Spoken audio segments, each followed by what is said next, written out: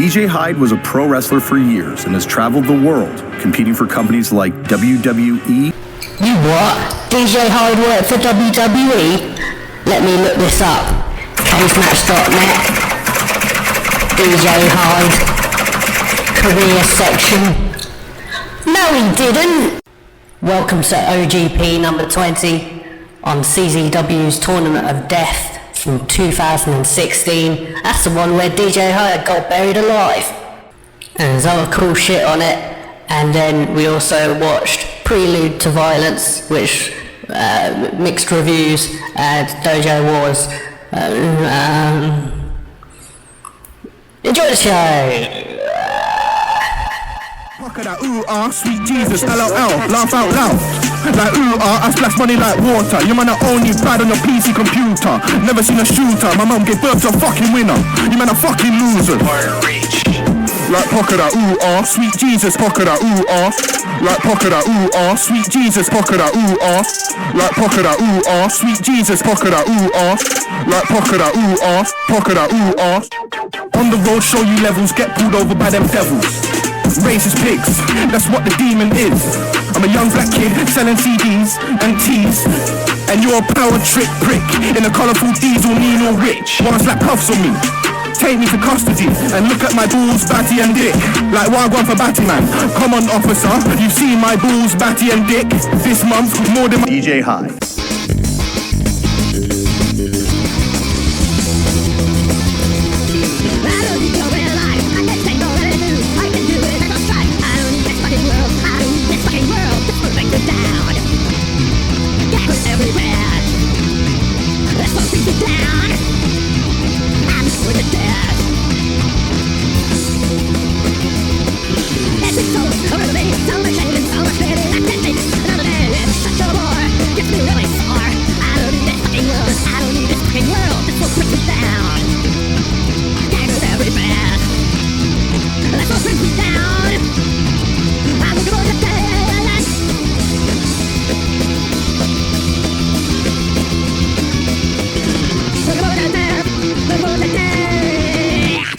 CZ Dub, CZ Dub, CZ Dub.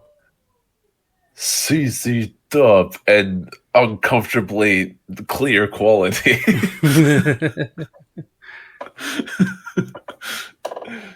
In 2016, Tournament of Death happened for the 15th time. Yeah, a good while ago, we talked about when Tournament of Death happened for the 1th time. But now here we are, many years later.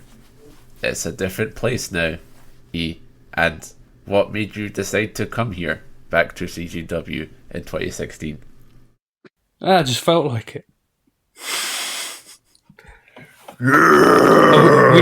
We had to check out a DJ Hyde show eventually. You watched any DJ Hyde's EZW? Oh gosh. I don't think I have, honestly. How about you? I've never watched it like month to month or anything, but I checked out some of the TODs, the CODs. I was gonna say best of the best just on like force of habit, but I don't think I actually have seen any of his best of the best. Yeah. Not as successful a franchise anymore. Yeah. It's interesting, really, because we see Tournament of Death here, and it's a very successful deathmatch show. We see the other parts of CCW around this time, and it's like, and like, something I thought was like, oh, they should just do death matches all the time. But then I think to myself, you know what? Zandig CCW was a whole lot of not deathmatch stuff. Yeah. But there was just like a better vibe about when it was like normal wrestling. As opposed to like you need some like Derek Frazier's and stuff, like guys who do like dumb junior heavyweight stuff. Yeah. But everyone's so polished now, you know. I was about to say, I think it's probably inevitable because, you know, like CCW in that time was like basically like the groundwork for what would become like part of that big style, that big house style for everybody. And now here in 2016, that has calcified. Yeah. It is now the style, so there's a lot less of that raw feeling and a lot more of a please send me to WWE. Yeah. And how long really could you survive with? I can't remember the guy's name, but the dude who did like the moonsault styles clash to Matt Seidel's brother and nearly killed him. And he just doing it to get on a fucking moves comp or some shit, and not even telling the guy. Oh man, that was classic CZW. Yeah. So I suppose like the polish is a bit inevitable, but sure. Yeah. So as we're wont to do, we always go with we like to have a bit of context. We love the context. We wear the context hat and wear the context shirt. And so for CZW, initially we thought this would be like a simple thing because they do monthly shows. We just watched the previous month's show and then Tournament of Death. But they have Dojo Wars, which streamed every Wednesday on YouTube. So we got a whole lot of shit to watch here. Oh, it was wonderful. But yeah, first of all, we shall crack open the previous month's proper show of Prelude to Violence, the violence of the TOD. No violence on this one. Yes, it's a peaceful show and a piece of shit show. I get the feeling you liked it better than I did. Yeah, I was easy enough on it. There's like a middle 3 or 4 matches that I was pretty into. One match that I was very into, and then I didn't find it difficult to get through. Really, it's probably a 2 sittings. Right. Yeah. I think the thing that I immediately noticed was sort of commentary. I could pick out MLJ from a crowd of thousands, right? But his contemporaries. So I thought there was just one guy. I thought there was one guy who just sounds like Jim Fannin. But then I would get confused because one of the big villains of 2016 CW is Jonathan Gresham, who's very villainous and asshole. And so I'd hear not Jim Fannin go, "Oh, there's Jonathan Gresham, what a disgraceful man who cost David Starr the best of the best." And then another not Jim Fannin would go, "Oh, Jonathan Gresham is my best friend, actually." Yeah, the main not Jim Fannin who talks more is I think it's called Dan Cowhey or something. And yes. The other one, I never caught his name. It's funny at the start, usually I'm used to, commentators saying, "I'm such and such," and the thing. Even in Naked Women's Wrestling League, they did that. But in this, they just don't. Which I respect, to be fair. Yeah. There's no point getting bogged down with names. Who am I? I don't know. You don't give a shit who we are, and neither do we. That's right. So, David Starr, he does play a role in this because, him and Jonathan Gresham, they still got that beef. Oh, they faced the best of their best. Starr lost. Jonathan Gresham, remember it in face, he still has that trophy. What a piece of shit. And fucking David Starr is up against a Christ. And Christ man is on the ropes, but then Jonathan Gresham, he distract him. And then that Chris stable, they beat up Starr and low blow him. Oh, I hate it. Oh, I'm so mad. I hope that David Starr gets revenge for this. And then, he does. Yes. Woohoo! he does. Yeah, David Starr. Let's see. There is an almost Progliesque ratio of cancel guys here, I would say. The cancel-ometer was very busy.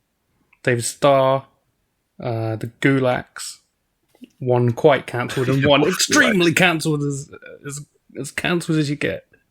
Yep. Schlack, kind of. Chris Dickinson, yes.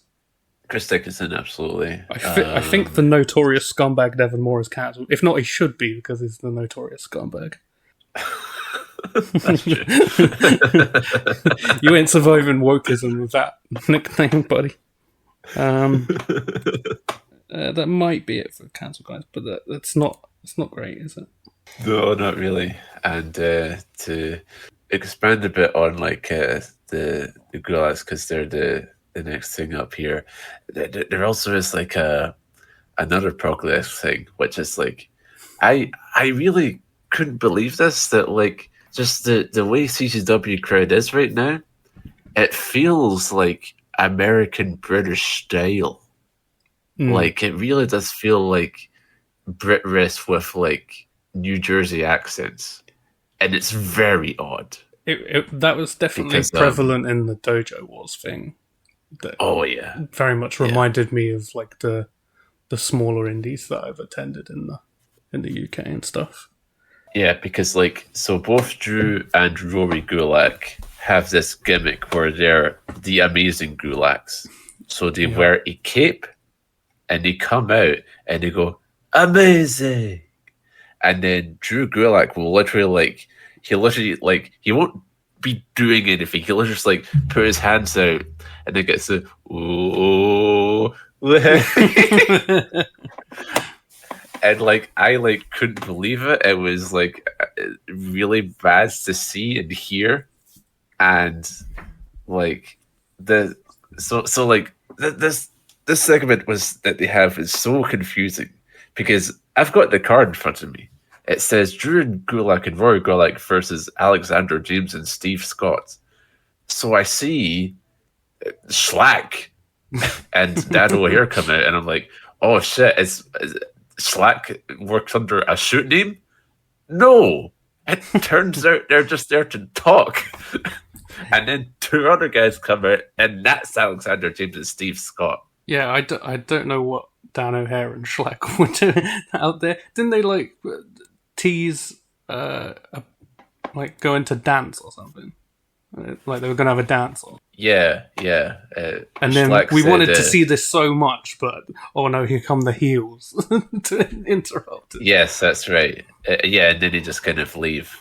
Yeah, like it's funny because Schlack, he says, "We are here to eat the flesh of the weak and drink the blood of the stupid," and obviously affecting a very deep voice there. And it was funny because I remember like when he made the video like addressing the allegations of Nazism, I remember him being like, "Hey guys, just want to address this." Very different voice. Is that the one where he says that he rejects all supremacy? It may have been. Classic quote. But yeah, I thought we were going to get Schlack and Gulak, Drew Gulak physical interaction, which I was intrigued about. But no, it's these guys, Alexander James and Steve Scott. Steve Scott is a guy who just loves to take a hashtag selfie. Wow. And people chant Tyler Breeze at him. There you go. Yeah, it's 2016. Twitter and Tyler Breeze are both trending. So yeah, that match fucking sucked shit. I really didn't like it. It's probably like the biggest drop off between shows covered with a person on it, between Coronavirus WrestleMania and this, where I'm like, man, I hate Drew Gulak now. I do not rate him whatsoever. Like fucking, I remember in the promo, he's like, us Gulaks are so amazing. I just got done with the WWE Cruiserweight Classic, and it was like, woo, we love the I'm like, fuck. Yeah, well, that was crazy to hear. Like such a different sort of like people had just been sort of resigned to the dominance of WWE at that point. Yeah, absolutely. Which you obviously still see in some areas like GCW and stuff, but WWE ID tournaments and shit like that. But yeah, it was quite strange. Yeah, I think Drew Gulak, he probably had his like breakout like the prior year, but it was probably not in CZW. It was probably Gabeism, like Evolve, where he's just like serious and has technical grappling. The grapply fuck, as they say. Yeah. So yeah, not very good, but I did love the next match with Alex Colon versus Preacher. They are having a I Quit match because Colon put Preacher on the injury list for 18 months, seemingly in a random scramble match. Preacher says, "I want to kill you so bad, my dick is hard." But in these DG years, on the standard sort of B shows, there are fewer moments worthy of playing the CZ Dub theme, but there are definitely some here.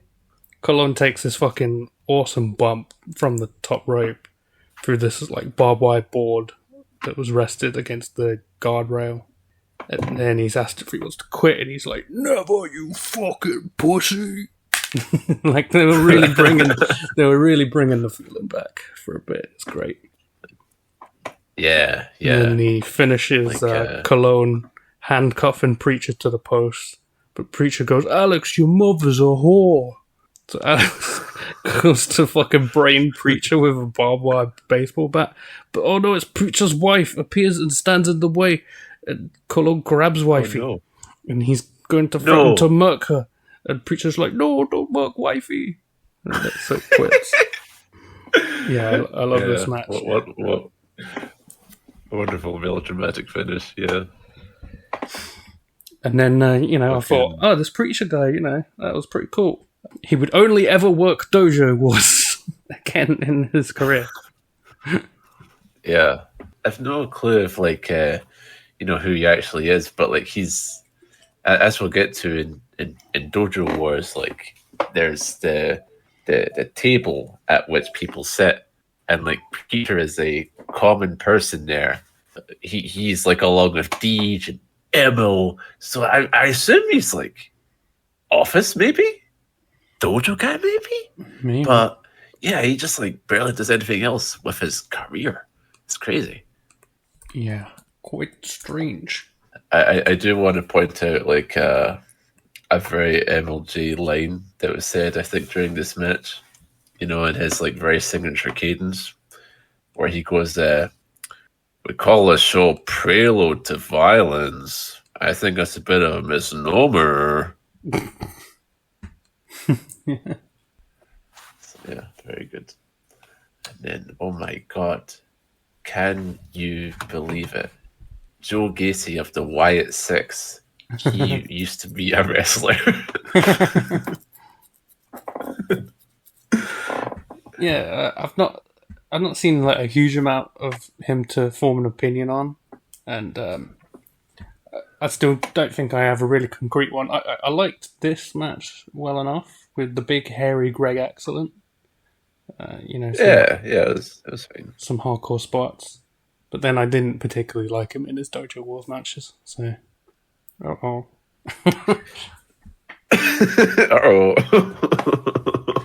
Cancel-ometer. Fire it up. Cancelled for not particularly liking you. That's what the Wokes really want to do, right? Am I right? Oh, yeah. Yeah. We can't let them win. That's why we must signal boost CZW from the 2010s. We must remember that we are kings. And so someone else who's being targeted by cancel culture is Joey Janela. Oh yeah, of course. I forgot him. He killed Sabu. with his bare hands and scrape him. Yeah, very, very disrespectful. And Leo Rush saw this coming, so he put a bounty on him. And then, it is answered by Chris Dickinson, who returned to CC Dub after acrimonious falling out or something like that. I don't know. They were quite surprised by his return. So there, with that. What did you think of that match? Joey Janela versus Chris Dawkinson. Yeah, I liked it well enough. Chris Dicky Man is very stiff to the point where it's like, a lot of people say he's taking liberties, but I don't have to be in there with him. So, and no one does now because he's cancelled. But yeah, I always quite liked him, and Joey's pretty reliable bumper. Obviously, big idiot. We were discussing him the other day, weren't we? Like, having very little familiarity with Joey is a bad thing. And then having a lot of familiarity with Joey is also a bad thing. But if you watch him like a couple of times a year, like I am now, then I'm like, yeah, Joey Janela. Wrestling kind of needs him. Sure, yeah. And, unfortunately for Leo Rush, Joey Janela uses his superior submission wrestling to out-wrestle and tap out Chris Dickinson. So he's fucking gone. Like the cancelling was just like a formality at that point because Joey Janela tapped him out, took him out of contention. New Japan and All Japan, they were like, fuck this guy. Joey Janela murked him. Yeah. So, yeah. And then we have Jonathan Gresham popping up his little fucking small head again to face Devon. And, the Jonathan Gresham, he derides the Deathmatch grappling. He says that technical grappling is better. We are CCW, we hate that sentiment. And this match is pretty alright. So there's something that like is also done in Dojo Wars where like Gresham does an airplane spin, and there's this fucking exchange on commentary where like Emil goes, an airplane spin? What year is this? And Dan Curry goes, 2016. Emil goes, couldn't tell from the maneuver used by Jonathan Gresham. Yeah, I don't know if I don't know how long they'd been having a best of the best trophy that was huge, but it is genuinely taller than Gresham. I hope that they just did that for this year, just for the bit, Just because he is small man. Yeah, but yeah, quite a nice style clash. Gresh does get a lot of heat. Not seen him as a heel much, but then yeah. But then the product DS comes out and smashes the trophy. Yeah, they do like something that feels like 10 minutes of like Daystar comes out and Jonathan Gresham is like, you lose to me, me get trophy, wait a minute, you are standing close to trophy, no, do not attack that trophy. Daystar's like, trophy? Me attack trophy. And yeah, David Starr and Jonathan Gresham, two body guys now somehow. Yeah. David Starr does the old what do you call it? Fuck. Oh, the bodybuilding. Yeah, bodybuilding. Why did I forget the word? Gresh shares his steroids with his lovely wife, who we all love. Yeah. NXT. Hashtag we are NXT. But enough about my favourite wrestling. Yeah, more about this shit, where the next match was for the CCW title. Champion Matthew Tremont versus Danny Havoc. So this match, is fucked up because like I was ready to accept this into my heart, right? They're doing pretty good, crowd brawling and all that. So like they have this like thing of relaxed rules, right? Where like they're on the outside and they go like, oh, the ref's not gonna count this out, and then they fucking hit each other with shit like chairs, and they go like, oh, the ref's not gonna throw it out for that, and you think like, okay, that's just a way of saying like this is a death match or no DQ, whatever, and that's fine. And so they're doing this spot where there's like a bunch of fucking chairs set up in the ring, drop the top rope, and they're about to throw each other into these chairs. And then here comes Alex Colon, and he bops them, and there's like, holy shit, ding, ding, ding, DQ. What? Yeah. There should never be any DQs ever in CZW. Come on, DJ. No. Think of something DJ, else. What are you...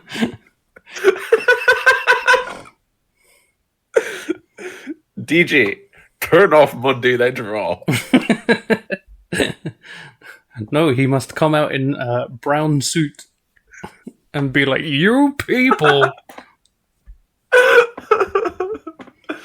God, yeah. The DQ happens. Jeff Cannonball is in a security shirt and he comes in and murks Tremont. Oh my God. Deej is here also, and Cannonball demands an opportunity, and he gets it. So, yay, he's going to be in TOD. Yeah, Cannonball wants off of Dojo Wars, basically. He wants to graduate from that.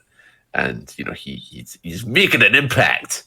He's calling his own shots. And so Deej respects his gusto. He gives him his spot in Tournament of Death. And then Deej, you know, I feel like he really just set himself up for this because he goes like, I'll give you this spot, but you owe me a favor. And what else is the crowd going to chant? They're going to chant, suck his dick, suck his dick. And then fucking, you know, like he's trying to get past it, but then Jeff Cannonball just goes, I think they want me to suck your dick. And, you know, like fucking D just absolutely just like his promo was like fucked out. And so he just goes like, oh yeah, you real funny guy, you real funny guy. It's just fucking it's crazy. And then if you can believe it, after Jeff Cannonball and Matt Tremont leave, there's like 20 more minutes of promo. Because yeah, they leave and Deej goes, you people. And so yeah, they stay. So there's this talk about a TV pilot that they have that they're going to do at this very skate park. And I remember we looked up the card for what Cage Match cites as the TV pilot. I'm assuming it has to have been like a taping block because there was like fucking 14 matches there. Yeah. And as much as 2016 CCW has shown me that their pacing is kind of fucked up, I don't know if they do that for a TV debut. 14 matches. This TV pilot appears to have gone nowhere. Don't have any specific information about it, but like they must have been like I wonder if it was like they were doing the voice doc and like that opened up an opportunity or something. Oh yeah.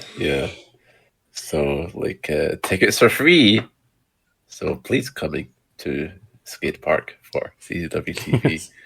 And then, you know, the word on everyone's lips is Zandig. And so DJ goes, let me tell you something about John Zandig. And then the Zandig music plays. And he goes, oh? But then it stops. Ah, he trolled us. He trolled us. Yeah, Shawn Michael. And and then he goes, okay, well, I know Zandig's listening. This is going to go on YouTube. Here's what I got to say about John Zandig. And then the Zandig music plays for real. Oh my God, it's the boss. Epic return. He was homeless, Eric.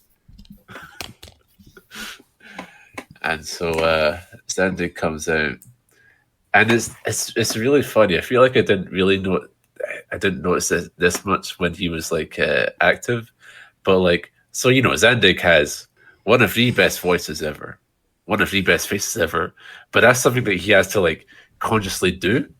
So like he'll go like, "Fuck you, Deej," and then he'll just like go back to like a very normal expression. It's very funny. And so he gets in and he says that CCW is not as good as when I was running it, and then blah blah blah, blah blah blah blah blah blah blah blah blah. It is crazy, like it's like for CCW to be like acknowledging that they are the heel, like the company is the heel. Yeah, much like WWE when Shane McMahon come back and the authority running this place into the ground because WWE sucks. I say on WWE television. So yeah, pretty interesting thing to be happening in the same year. Yeah, I feel like in WWE's case, it's like it's something that could probably be the subject of like a psychological study of like, we've been here entirely too long. It's just a habit for us now. So if it's bad, we're going to acknowledge that it's bad, but we're still going to do it. Meanwhile, I feel like CCW is like just kind of trying to inherit that. Or like, oh yeah, we kind of suck now, but hey, it's CCW, a cornerstone of your lives, and like, for a lot of people, it probably wasn't, so they just left. Yeah. I mean, I think it's still like decently followed. I mean, if you fucking compare it to now, at least. Yeah. It probably was like I'm not sure what other indies like Evolve PWG would have been a big deal. Chikara had already like peaked. I'm not sure what else people would have been watching in the indie scene. So that might be like the third top indie, maybe. Yeah, that'd be a good estimation. But soon GCW is gonna fucking fuck it shit right up. Yeah, that's the thing about this era of CCW is like it's basically it's sort of like if you watch like I don't know like 99 All Japan, it's like, oh yeah, here's the whole Noah roster, the whole GCW roster is just like all these CCW guys who I don't know if there's like some like one big schism that happens where like they all just go like, oh fuck DJ Hyde, we're gonna work for Britt Lauderdale. But I think pretty much once Nick Gage is out of jail, just like everyone just goes. I remember I think it's TOD 2018, Jimmy Lloyd, who we see in the Vice documentary longingly looking at DJ Hyde in this. But in 2018, he comes out in a shirt that says CZW is pussy. Oh. And Deep just let it happen, which is pretty cool. The impressionable young lads, the different boy. So yeah, this promo, like, personally, I think it's like good to just have like Zandig come out and be like, "Give me my company back." But when it gets long enough, it starts going like, they start arguing about like, "Oh, I give the company to you. I said the phone will be ringing off the hook. Book the Japan tour." And then Deej goes, "I got us back into Japan. What did you do?" It's like, I don't care anymore.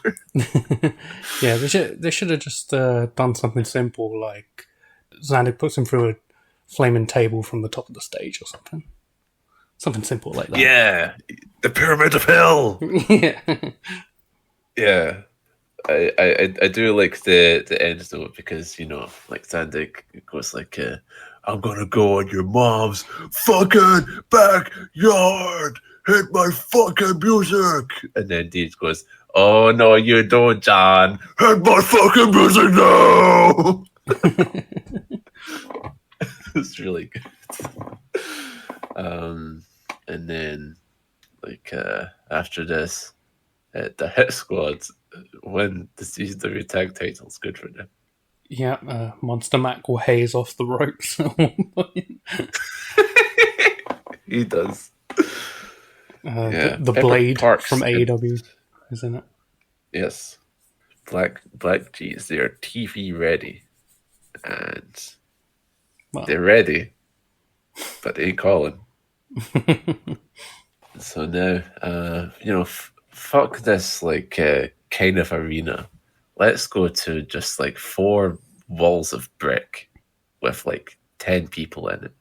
It's Dojo Wars. yes.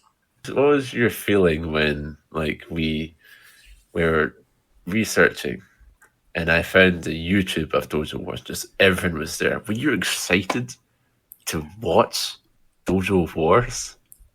I was pretty intrigued, especially when I looked, further into the cards and, some names that I didn't think would be there. Like, the main one being fucking Montel, MJF. Yeah. Also Max Caster and Jimmy Lloyd under the name Lloyd Jameson. So. Lloyd Jameson. What a boy Lloyd Jameson is. Like, he has, like, one unfortunate match that we'll get to, but by and large, I was, like, so compelled by this young man and his fucking, like, man, who told him to wear a shirt? He looks so cool with his chubby ass. But yeah, so Dojo Wars held at the CGW Dojo Academy. MLJ is doing the MCing in CCW Polo Sans Mike, and there's just the regulars there, and he gets up on the apron and they'll go, Ebo! And he goes, hi! How charming. very, very properly coded. Oh yeah, yeah. And Jim Smallman goes, hiya, and they go, woohoo! And so it is quite charming, like the presentation where, like, MLG will go, all right, let's get our first contest out here. And then someone knocks on the door. Hello, it's me, Conor Claxton. Yeah, no theme music that just come out through the white door. Yeah, that is quite charming. I was up for this initially, and then the sort of the novelty wore off, and it's the most bored I've been by wrestling in a while. It's like there's not that much, like, egregiously bad that's, like, noteworthy. It's just I was pretty done with it after, like, a show and a half, really. Yeah, like, when we covered OVW, we sort of came across, like, oh, this is, like, the perfect formula. It's Memphis. It's a low intimate studio. You do the grappling, maybe some angles, and it's great. And they fucked it up by having, like, really annoying presentation. Yeah. Meanwhile, here they fuck it up by, like, they just, like, they need to be tighter about it. Like, like, you can't have, like, all these fucking, like, 10, 20-minute matches in this fucking dojo with these guys who, like, are still pretty green. Yeah, and I mean, like, there's some experience on there, but it's like, I assume the whole thing is just sort of like, for the more experienced guys, it'll be like 2-nut matches or whatever. It'd be like, no one's going to go too hard. So it does beg the question, well, why am I putting this on? Really? Yeah. And, like, for all that, like, it tries to establish this sort of, like, thing of just being, like, a fun show, like, it also has this, like, fucking storyline with the devious demon named Blackwater, where he has this match against his hated rival, Neko Sozio, and as the bell rings, Blackwater lights a fireball. It evaporates immediately, and then he does an air Hadouken to Neko Sozio, who goes, "Oh, my face!" And, like, it's played incredibly seriously. Like, everyone is like in up in arms about this. MLJ is like, "Oh shit, oh fuck, we need to get into hospital." And they're like, I like "I'm gonna go shoulder one." I know. you know. And I like when one ref the whole time, is so mad, he starts thumping the wall, going, "What the hell was that?" And then the unmistakable voice of DJ Hyde yells out, "Hey, don't break my wall." and then another mystery voice beside him, possibly the preacher, says, "That's a wall."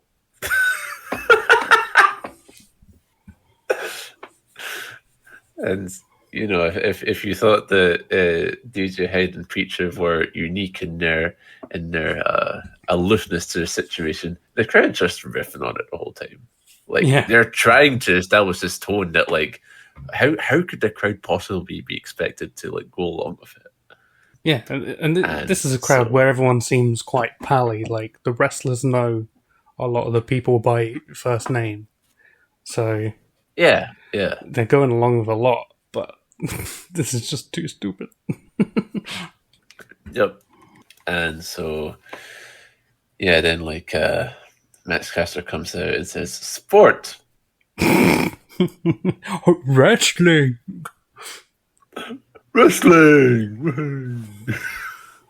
Yeah, that's his thing. The crowd chants wrestling at him, and he goes, "It's all about the sport." What? So I don't know how that got started, what the fucking idea behind it is. But I do quite like his little gay jig that he does. Just it's like hops up and down on the spot. Yeah.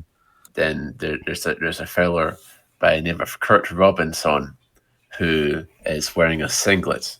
He loses a match, and there's this.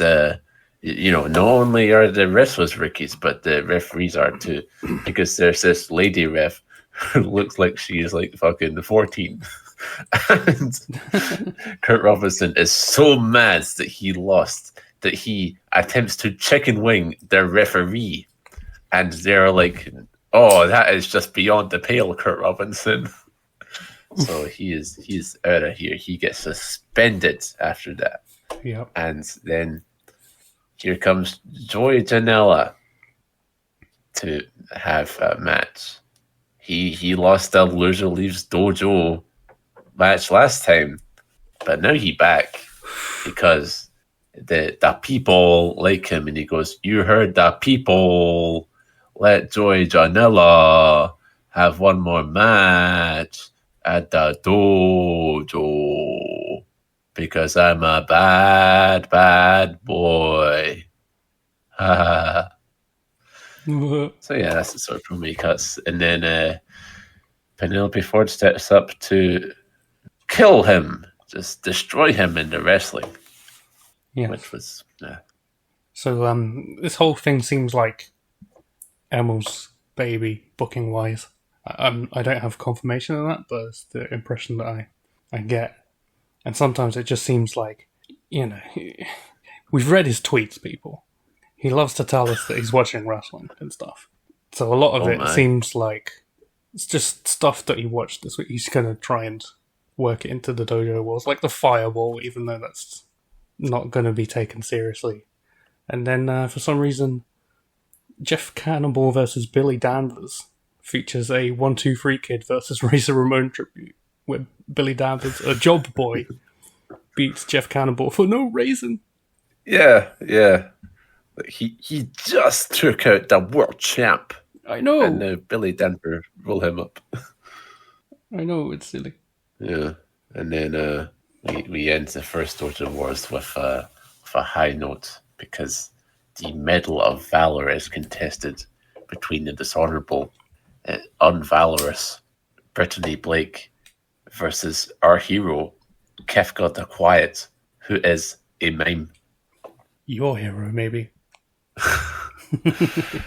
So this gimmick sucks, because like it's exactly the sort of thing that like really can't exist beyond this, and I have my doubts about existing in this either, where he's a mime. He does the mime comedy. He makes the shape of a door and stuff. It doesn't even do that much comedy. All right, like, I've seen a lot of bad American indie comedy wrestling, but you can sort of let it be. But this guy doesn't even try to be that funny. He's doing work rate. It's not interesting. He's doing, and he's actually quite clumsy. Like he's not good at work rate. So like here's what's acceptable. What is acceptable to me? When he is doing a corner splash, he doesn't just run and do a corner splash. He mimes that he's being propelled by a slingshot. So he like goes back and then slings forward.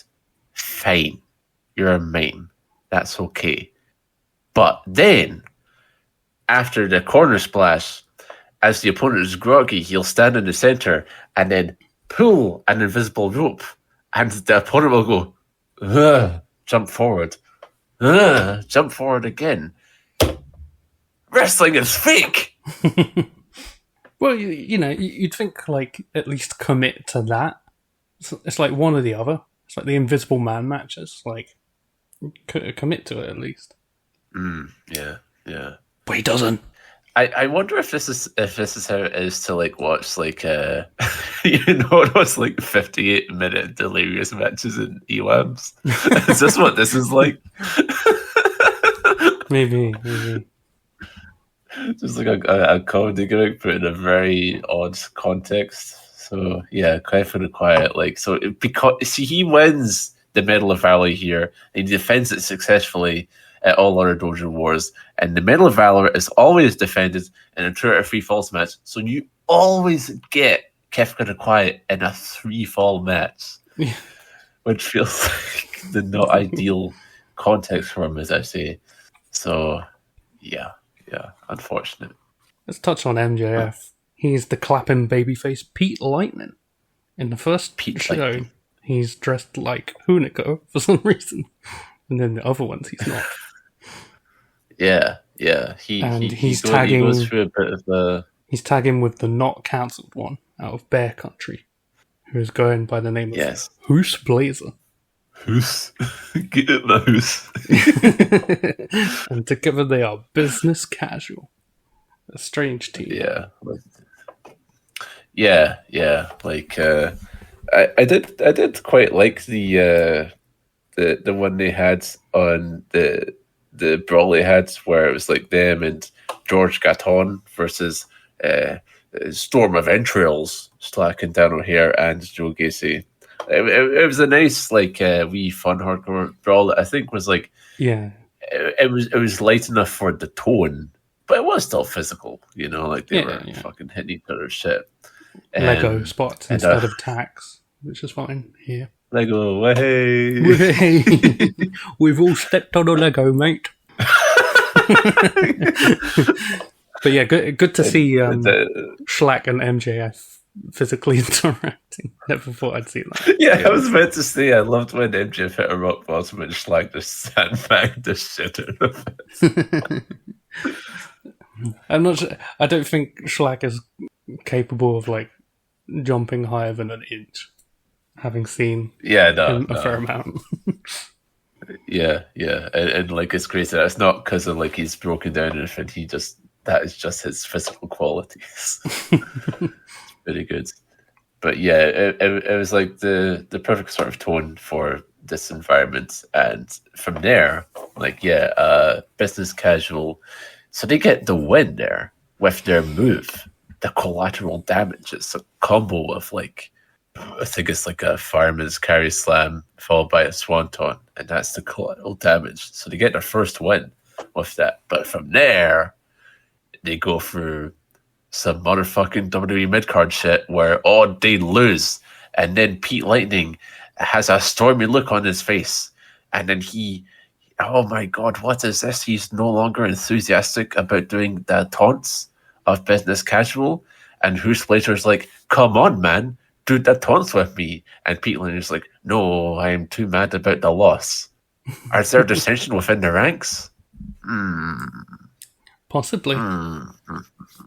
But I'll never continue watching Dojo Wars to find out. Yeah. So it's nice to see, as in like, as I say to you, like I feel like he could just do this on the Dynamite right now, and don't know how different it'd be. Yeah, he's just smaller, so quite something. And then the second Dojo Wars is made up of matches picked out of a hat, and I quite liked this episode a lot better than everything else. And it was only after seeing the other ones after this and then talking to you where I realized, like, oh shit, they didn't know what the matches were going to be because they were picked out of a hat. Yeah, they just kind of improvised.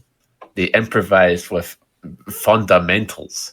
Yeah, and as soon as like training school matches, like just like off the cuff kind of thing. Yeah.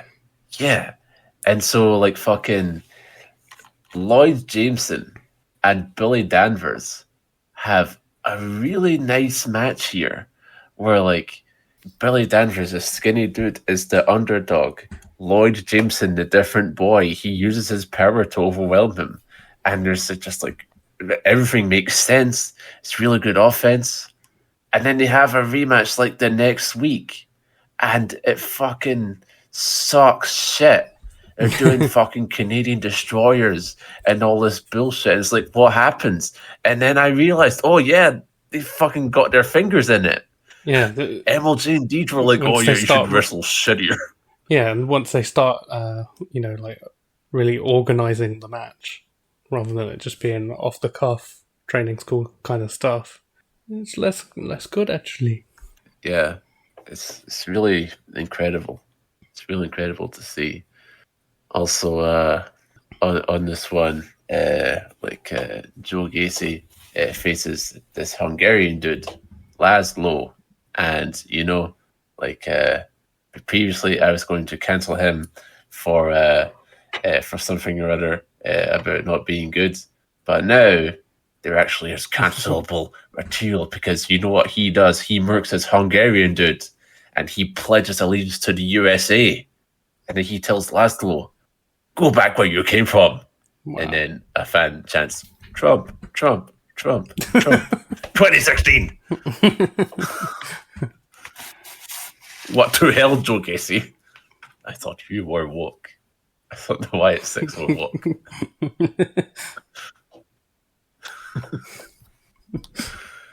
So yeah, that's pretty fucked up. And so they continue the storyline on the second episode, where the main event happens, and then MLJ goes, "All right, everyone, thanks for coming to Dojo Wars," and then Peter stops him. "Wait a minute, Emil. There's two more names in the hat." And the two names are Preacher and Blackwater. So Blackwater arrives and Preacher says, "Sozio's a friend of mine. I will beat you ass. Unsanctioned."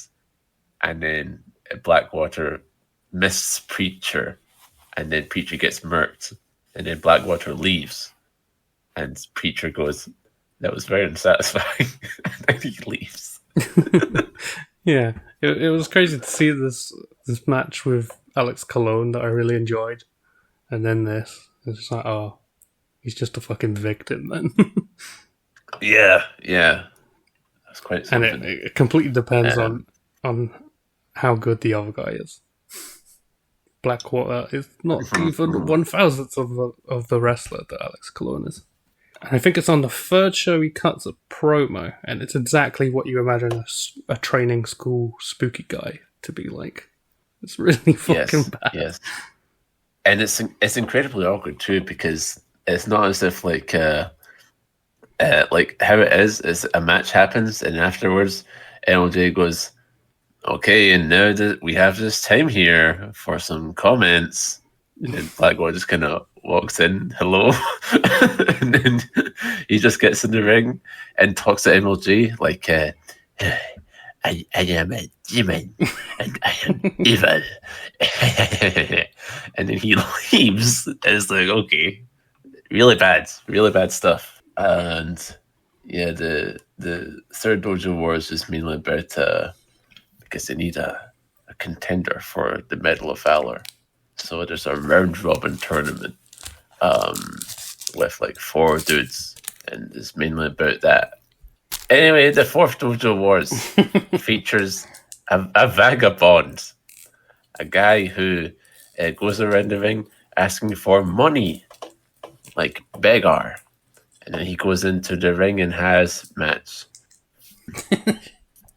And speaking of Blackwater, I think maybe they decided to just do away with the gimmick or something like that for a while, because the man who is Blackwater shows up as Araña Estrada, a masked luchador in shield gear. I didn't even... Yeah, a fan quips, check his green card, because everyone here's a Trump voter, I guess. And it is funny because there's a Max Caster match here where he's like literally like thigh slapping so much that they start laughing at it, and MLJ goes, apparently a fly landing on Max Caster's thigh there. So that's cool. And yes, this is where the Pete Lightning, he is really fucked up about Biz Casual not winning.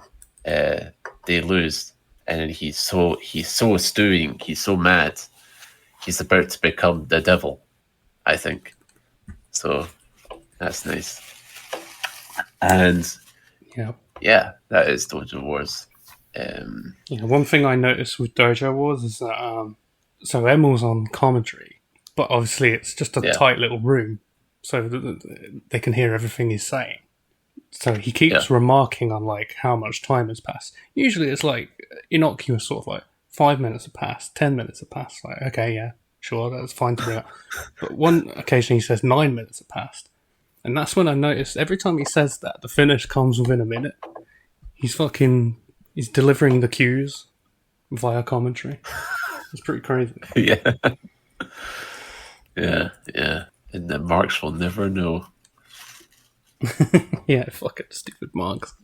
Yeah, like, so this time I want to bring up two matches that like I thought were pretty twisty that we haven't brought up yet. First of all, the opener to Prelude To Violence was Tim Donst versus John Silver. I thought that shit was really good. You know, I quite like John Silver. He's obviously so short that he needs like it needs to be sort of smartly booked. But yeah, this one was okay. Yeah, I like John Silver from what I've seen in AEW, like him doing the hot tag and stuff, and like this here was really good. Like he tossy the Donsty, and then Tim Donst, a guy who I've always heard of, I've never really watched. I really like Tim Donst. He was really good here, and he does look sort of like the prototypical cut-off t-shirt guy. yeah, like perfect sort of like schlubby looking dude who's good at the grappling. So yeah, and he fulfills the gimmick really well. And also on, I think the last Dojo Wars, there was one that really surprised me. The Latin lover Samuel Adams and John West versus Ryan Donovan and Terrell Jackson. 4 names that I've never said before in my life, but you know what? They had a good little match. Do you remember that shit? I don't even remember it. I think I was so done with Dojo Wars by the end. It's like I closed myself off to the possibility of twisties, basically.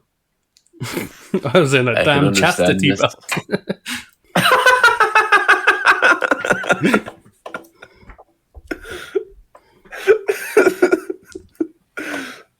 Well, I really like this match, and I think it's because like the Latin lover Samuel Adams from Puerto Rico, I think he came in like with a really loud persona, just like immediately like jaw jacking with the fans, and like like the way the sassy locals are, like just like keeping up from the stuff, like really engaging them. And then in all this sea of like fucking stupid ass matches with like all this bullshit, they just did like a really nice heat segment building to hot tag. Like an example is they do a thing where like there's a phantom tag, so Sam tags in that big, like pretends to tag in that big cowboy with jeans, John West, and then the ref turns around and is like, "Hey, you didn't tag, get out of here." But by that point, John West has already done like a whole bunch of moves, and he literally goes out the ring and tags right back in. So that was a smart thing of like, oh, he didn't just switch, but like, you know, the referee is kind of like shown to be kind of smart, but they still got away with it, which I think was really good. And then just really good work on the heat segment. The two Canadian babyfaces, Ryan and Terrell, they are a bit all over the place. They're more average Dojo Wars fare, but it's sort of like what was that? What was that tag team like? Firebreaker Chip and the other guy, Halloween Havoc. Oh, do you remember? Yeah, I remember them. I can't remember the other guy's name. Yeah. Like those sort of guys, like they have that sort of rule where like, yeah, they ain't all that, but like they're there to get disposed of quickly by the superior heels. Yeah. Saturday Night Style. TOD Champion. So that's what his name was. Yes, Champion. Yes, that's right.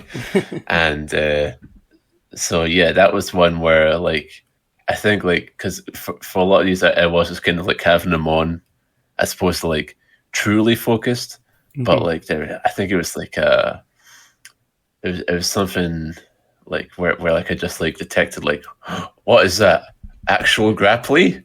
Actual tension, build-up of tension. I must pay attention. So, yeah. That I got to hand it to MLJ for booking that one. Yeah, good on him. The best tweeter alive. That's right. So I don't really have a twisty listy prepared. I already mentioned that I really loved Alex Colon versus Preacher. I think from the Dojo Wars, let me just check my fucking file here. it was the Lloyd Jameson match, and I think it was Samuel Adams. That's right. Is that right? It's Josh Adams. Oh yeah, Josh Adams. Yes. Yeah. Josh Adams seemed like a pretty capable technical guy. They had a pretty hard hitting match on the improvised Dojo Wars. Yeah, I thought that match was so sick too. Actually, like I don't think they said who Josh Adams' opponent was supposed to be. Like in the hat, like they just kind of say the original opponent has left, and they don't name him. So like you know, Lloyd Jameson already had the Billy Danvers match. He's just there in shorts, and the shorts are sagging, showing his fat butt, and fucking. He's just like, okay, I'll get in the ring, and like, they just start smacking the shit out of each other. It's good. It's really good, yeah. And like, I did take a note of there's a near fall that Lloyd Jameson does, where Josh Adams kicks out, and the ref tells him 2, James Lloyd. So that was nice, and yeah, like the finish was like. Lloyd got his leg fucked up. He goes for a swanton. It misses, and that leads directly into the finish. Oh, it's the basics. You can just do that all the time. So, yeah, Dojo Wars, unfortunately, not as edifying an experience as we had hoped. But it got us here to the TOD. Mm-hmm.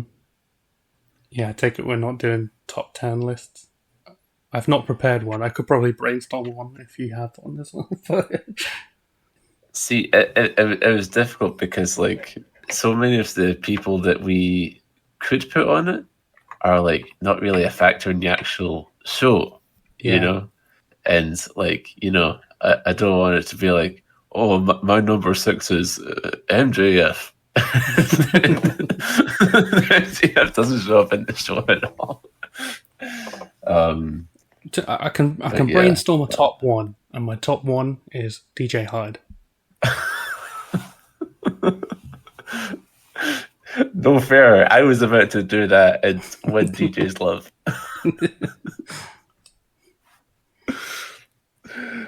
Yeah, I really love DJ Hyde's like just like slumped over in his chair watching Dojo Wars. one week he's got a purple shirt, 1 week he's got a red shirt. Oh my. Wow. Casual wear. Looking good, friend. Our friend. Who gave us exclusive behind the scenes access to everything going on at CZW. For some reason, we're like the only two that don't work there in the whole server. Yeah, like we're the only two that like aren't based in Delaware. I mean, I could be Deej. I'll do anything for you, Deej. Yeah, I will set up the ring for you, Deej. In spirit, we're setting up that ring right now. Oh, heavy board. I'm setting up that ring so hard for you right now.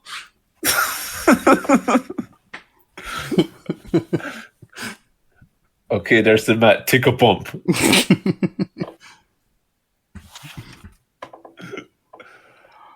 Yeah. And so, spiritually, we are setting up the ring in Markland's Little Acres.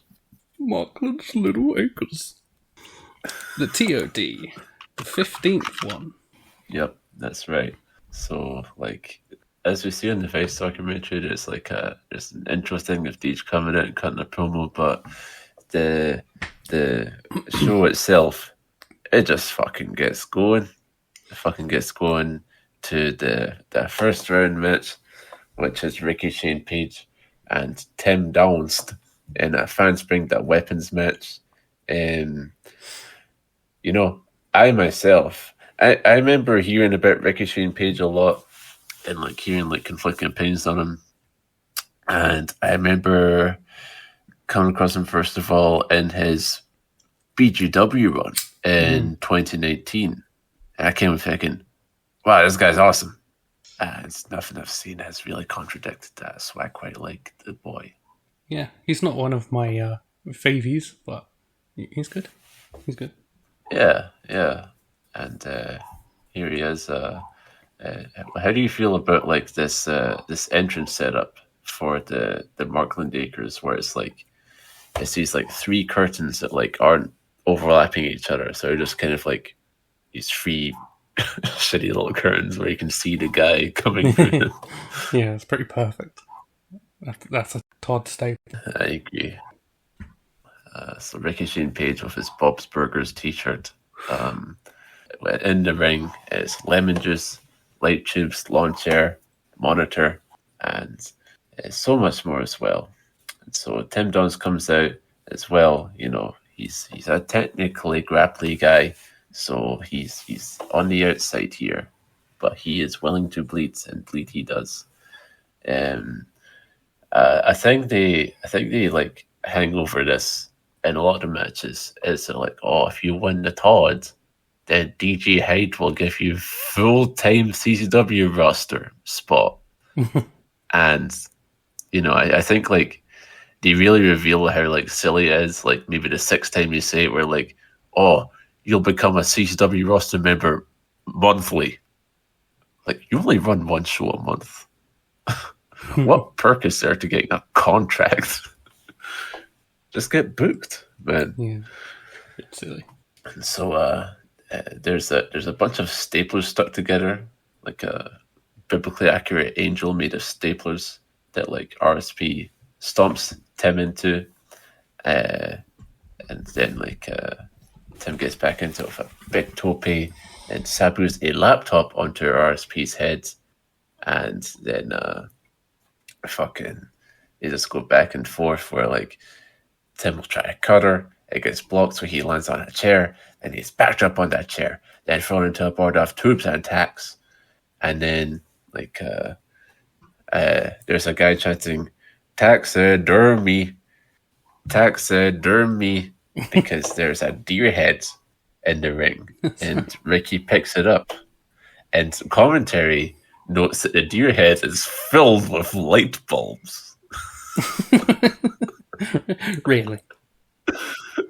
No, how would that affect?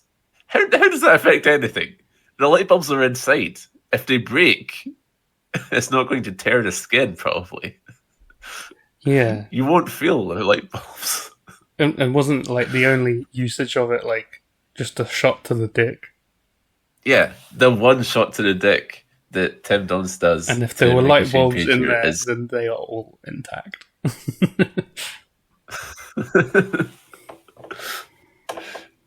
Just like, just imagine like if the power were to go out or something like that, then like DJ Hyde's grandma could just like, aha, time to unravel my old secret deer head supply. And so then like the high chair, the baby high chair is thrown at Rickey Shane Page. Dan Kerry laments that there is a baby without a high chair. I don't give a shit about this hypothetical baby. I'm glad that the high chair was used. It's a good weapon. Yeah. Rickey sits Tim on the high chair and boots him with theatrics. And then the first of many wiffle ball bats is pulled out. There's some sharp shit on that wiffle ball bat. And Tim gets hit with it. Tim is bleeding so good right now. He has such a good play job on him. Just like he's fucking strawberry jammed up. And now they are just brawling in DJ's backyard. And there's another wiffle bat where like the top of it is like cut off in replace of skewers. It's stabbed into Tim's head and then his bicep. So that's a good weapon. And then I could not believe this spot. Fucking Rickey tries something else and Tim just fucking grabs dirt from the ground and throws it at his face. Yeah. And then he Germans him crazy style onto the dirt. Oh my god. Yeah. He was mostly getting dog walks until then. That was a good turnaround spot. Yeah. And so from those two moves, Rickey Shane Page is now fucking filthy. He looks absolutely fucking filthy as fuck. It's so good. And yeah, they're just literally just like walking now through the woods, basically. They're just walking in amongst the trees to get to the next spot, which is here in the cars. Tim Donst picks up a bin full of garbage, but unfortunately it gets caught up in like the tape that constitutes the walkway. So like I don't know what he was exactly trying to do, but like Kerr's like, oh, boo, you fucked up, and like, again, I don't know what he was trying to do. I wouldn't be a judge if he fucked something up as much as the crowd are. But anyway, they're at this pickup truck now, and he sets up this spot where like there's a chair on the ground, and he goes up on a truck bed, but then Rickey Shane Page catches him, and he dilly drives him off, and he lands on the chair in such a fucked up way, just fucking like back cracker of a spot. And then Rickey decides, I will put some light tubes on this fucked up chair. And then, oh no, I am deadly drived onto that by Tim Donst for 2. So great mutual destruction. And then that's followed up by a very tight inside cradle by Rickey Shane Page from out of nowhere on the truck bed for the win. And the truck had an ICP sticker on it. Just thought I'd note that. Yes, that's right. Yeah. The wee man running about with the axe. Yeah. That's right. So yeah, like there's some bullshit chants. I think maybe they were dissatisfied with the technical wrestling move used to decide this bout. And I fucking loved that, like, immediately Tim Donst just, like, sabus a chair right at his fucking knee and just keeps beating him up. Like, yeah, there's nothing stopping him from doing that. So, yeah, I thought this was basically a perfect match. An absolute mega twisty. Just, like, the really great opener, really great bloods, wonderful weapons, just, like, set the tone so well, I think. And it's especially just such a breath of fresh air. You know, after all that other shit, it's like, oh yeah, this is what CCW can be. You know. Yeah. Good opener. It was probably my least favorite of the first round matches, but yeah, definitely very satisfactory considering there's a lot to get through, and I don't think Donst was really like a deathmatch guy at all. But good showing, good match. Absolutely. And then we go into Conor Claxton, Da Wrench versus MASADA in a barbed wire madness match. You know, we've seen his wrench in the dojo, but perhaps now in this environment he will use it. No, he doesn't. But I was hoping at the start of this. Yeah, So if there's ever a time to use your big wrench, Con. I know. So a barbed wire madness match means that there's barbed wire, and then there's also a wooden contraption with barbed wire, and also cinder blocks, because like that's madness with barbed wire. And yeah, so he's out here. MASADA comes out. He looks so epic. The crowd chanting his name. They both drink a beer as they get in the ring, which is nice. And yeah, this match is really fucking good as well. Like a lot of bopping to start off. There's this chair shot that MASADA does where like they're on the outside.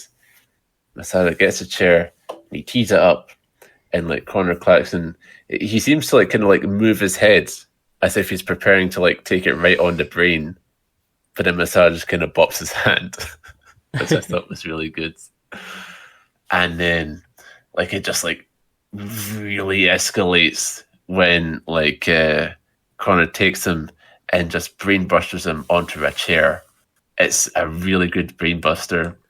And like there's this MLJ line that he says after it where he goes, as his head collided with a steel chair, and then the floor here at Markless of the Lakers. I was like, wow, this is Tournament of Death. So then MASADA sends Conor into the rail. He then grabs a plastic chair. The commentary say that, oh, it's a plastic chair, it's rented. DJ's going to be pissed if it breaks. I noticed that they do that quite often. They just have this like mythos, not a mythos, but you know, they just kind of like refer to D just being a guy who just gets like pissed, like, oh yeah, D will hate that. So I don't know. Yeah. It feels like territory that leads to people leaving for GCW. Oh no.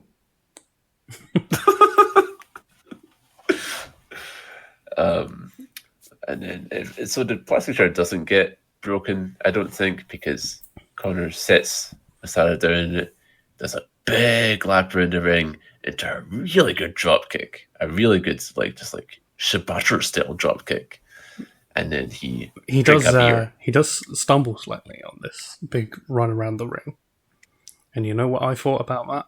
I thought, way.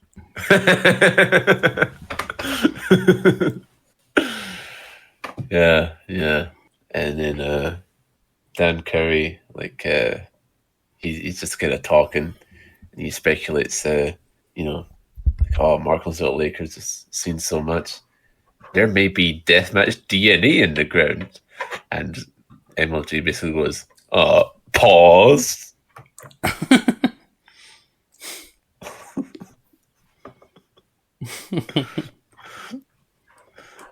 Are you saying they fucking came in this ground, bro? Pause. Holy shit. Lumphone.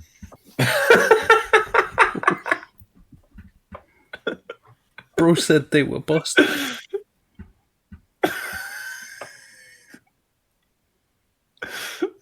Never forget when Dan Curry said they were busted.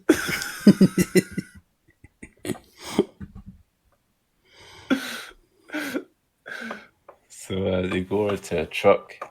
MASADA gets into a truck wall, and MLJ goes like, ah!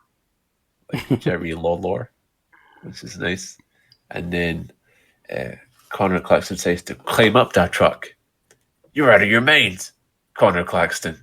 Climbing up the truck. and he just fucking jumps off. A whole bunch of security guards are there to catch him, and MASADA is not. He moves out of the way entirely. It's a very good spot, especially due to MASADA's non-participation. That really put it over the pale as far as being a great bit of professional wrestling. And then, he just picks him up, just walks him back to the ring after that. And then this is where the blood on Conor really gets pouring. He gets barbed wire applied to his head. It just appears and spreads. And MLJ says it's like we're witnessing a live evisceration through the head. That is a sentence that you can say. And so then the frame of barbed wire and wood, Conor gets sent through it.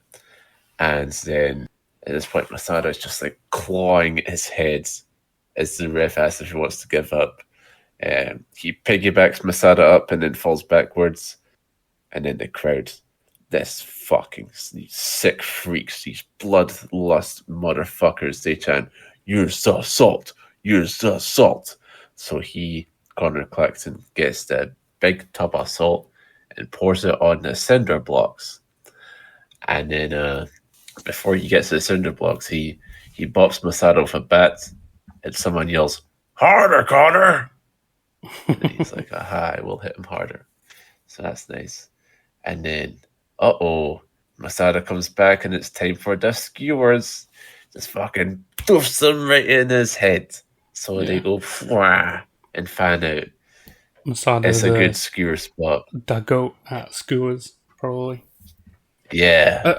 I've seen on quite a few occasions, like, skewer spots attempted, and like they all just ping out, and maybe one or two are stuck in. Every single one of these stays in. It's fucking crazy. Yeah, he's the master of it. Camera's right up close. Conor's like, oh shit. And then, like, the way MASADA gets them out is he bulldogs them onto a chair, and the air horn goes, and, Conor is now completely strawberried out. He is strawberry jam incarnate. And MASADA has noticed the barbed wire board. So he gets an insane idea where he decides to put this barbed wire board between the apron and rail upside down. He puts Conor underneath board and then springboards out a senton style and just lands on the barbed wire board. It's incredibly joyous wrestling, this. And then he decides to just pick him up and powerbomb him through salty cinder blocks. Go fuck yourself. And then goes to the well one too many times, tries for another one. Conor back body drops him onto it, and then pile driver onto the cinder blocks. And Conor Claxton wins it that way. I do want to point out, there's this theme that goes through the show where I don't know if there's anything that like they're attempting to dissuade, like any actual blowback or criticism, but they keep justifying every deathmatch weapon as like being like actually hurting. And MLJ goes, "Those are real cinder blocks. I mean, you go outside, you find a cinder block, and you put your hand against it, and your hand will hurt now. Imagine if you got a pile driver on it." And so, again, a really perfect match, really triumphant shit. Like, what an upset for Conor Claxton. He looks so fucked. And MASADA, like, doesn't look too worse for wear, but he always kind of looks really fucked. So. Yeah, awesome shit. Yeah. Very nice. And then the next first roundy is the despicable Alex Colon versus Danny Havoc in a light tubes death match. And like Danny, he has a shield with him with that Nation of Intoxication logo on it. And this comes into play in the match. So the first thing I noticed is that obviously Alex Colon had been so despicable in the last show, but here it just comes out and slaps a few fans' hands, you know. Yeah, I definitely noticed that myself. I get the impression like he knows that the people who come to TOD don't necessarily give a shit about DJ storylines. Yeah, that's sort of the unfortunate undertone of like, you know, if like Deej talks about like people hate me, so I'm the big heel. Well, actually means that they don't care for your creative direction. Yeah, that's the sad part. But yeah, Alex Colon, he's just kind of normal Alex Colon here. Normal Alex Colon is one of the best death matches in the modern era. And I really liked the opening of this here where, they go for the usual thing of like swiping at each other with the light tubes. And I fucking love how it's like, like Danny ends up getting him in the legs and Alex just decides to like whack him in the face for this. And just like, it's just like immediately, like it's such a high intensity. Like, I think this, like overall, this tournament really nails the pace of a deathmatch tournament, which is that like the first rounds should be really fucked up and like shocking and stuff, and then the next ones after that almost have to like take on this sort of like this like different sort of nature of like, yeah, in a way they escalate, but they also like have to convey like the, oh my god, they've been through so much, you know. And so they have to really establish it with this first round. That's what you do here. And like they just have like so many ways to use these bundles of light tubes. Like Danny charges with the shield to murk some tubes into Alex's tummy. And then there's this tope that Alex Colon does with a light tube that just has this insane acceleration to it. Like it's probably like the greatest tope called light tube that's ever been done. And by this point, Alex Colon, he has incredible plasma. This wonderful blood from that face and body.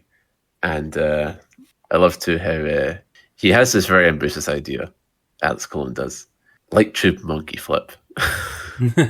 Doesn't it just whet the imagination to think of such a move? But then, oh no, the tube broke halfway through. The crowd goes like, oh. And then chairs are in there because you need a light tube table. So the chairs are the legs of this table. And then like Danny, like he very smoothly gets back into it where like, he's about to get sent through this like wee light tube setup. He like gets a big elbow off, and it just whips him around right into reverse suplex for the tubes. And then after a bit more of a scuffle, they pull out the light tube shape, just a wee like window pane of light tubes, and dragon suplex onto that. And here comes the light tube cross. And you know what? I think the following might be like maybe the best Del Rio style double stomp ever. Yeah. Because as we know, it's a very creatively bankrupt genre, but this one was good. Yeah, agreed. And then there's the what they call the log cabin of light tubes pulled out. It's just like a big fucking pallet, like fucking like put together of light tubes. And so what happens is Alex jumps off with tubes, and Danny anti-airs him, like punches him out of the air, and he definitely drives him through the cabin. And like, like just for like all those sort of spots, like there's such an oomph to them where, that's such an integral part of like wrestling psychology of like near falls. It's like, as long as you do something with enough like snap and feeling, like any move could be a good near fall, right? And it's the same case here where like, especially in this like thing of escalation and like violence upon violence upon violence, just like increasing and increasing, like it's really meaningful that like you can just do this like move through sharp objects, basic spot, and it can just feel like, oh shit, that's gotta be it, just because like they did it well, And then Danny Havoc, he continues on by trying to light a bundle of tubes on fire. But then, oh no, Alex kneed him in the stomach and then kicked another bundle into his face, and he wins. Yeah, this was a glass massacre. A glassica, if you like. There's chunks of back flesh now missing from these guys. Cologne especially is a fucking mess because he did not wear t-shirt. Oh, yeah. T-shirts for a pussy. Yes.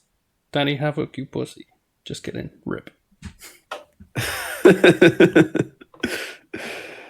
Yeah, like that finish was like absolutely incredible. Just like, you know, there's a vibe that they have here, you know, because like crowds is there for the commentary and like they're fucking slamming beers and stuff, you know, and so like at this point it's like, you know, they see troops get lit on fire and you're just like, ha ha ha, what the fuck? And that's like that's the ideal sort of reaction where you just sort of it's so joyous, you know. It's just full of just like joy and wonder at the world, seeing these dudes commit violence on each other, and then Alex Colon just fucking beast moding and doing the good tube into the pen. Just wonderful stuff, really wonderful stuff. And then the big thing that perhaps the most context sensitive match that we've had. You know, if we did not watch Prelude to Violence, we would be like, what's the storyline here? I don't know what's going on.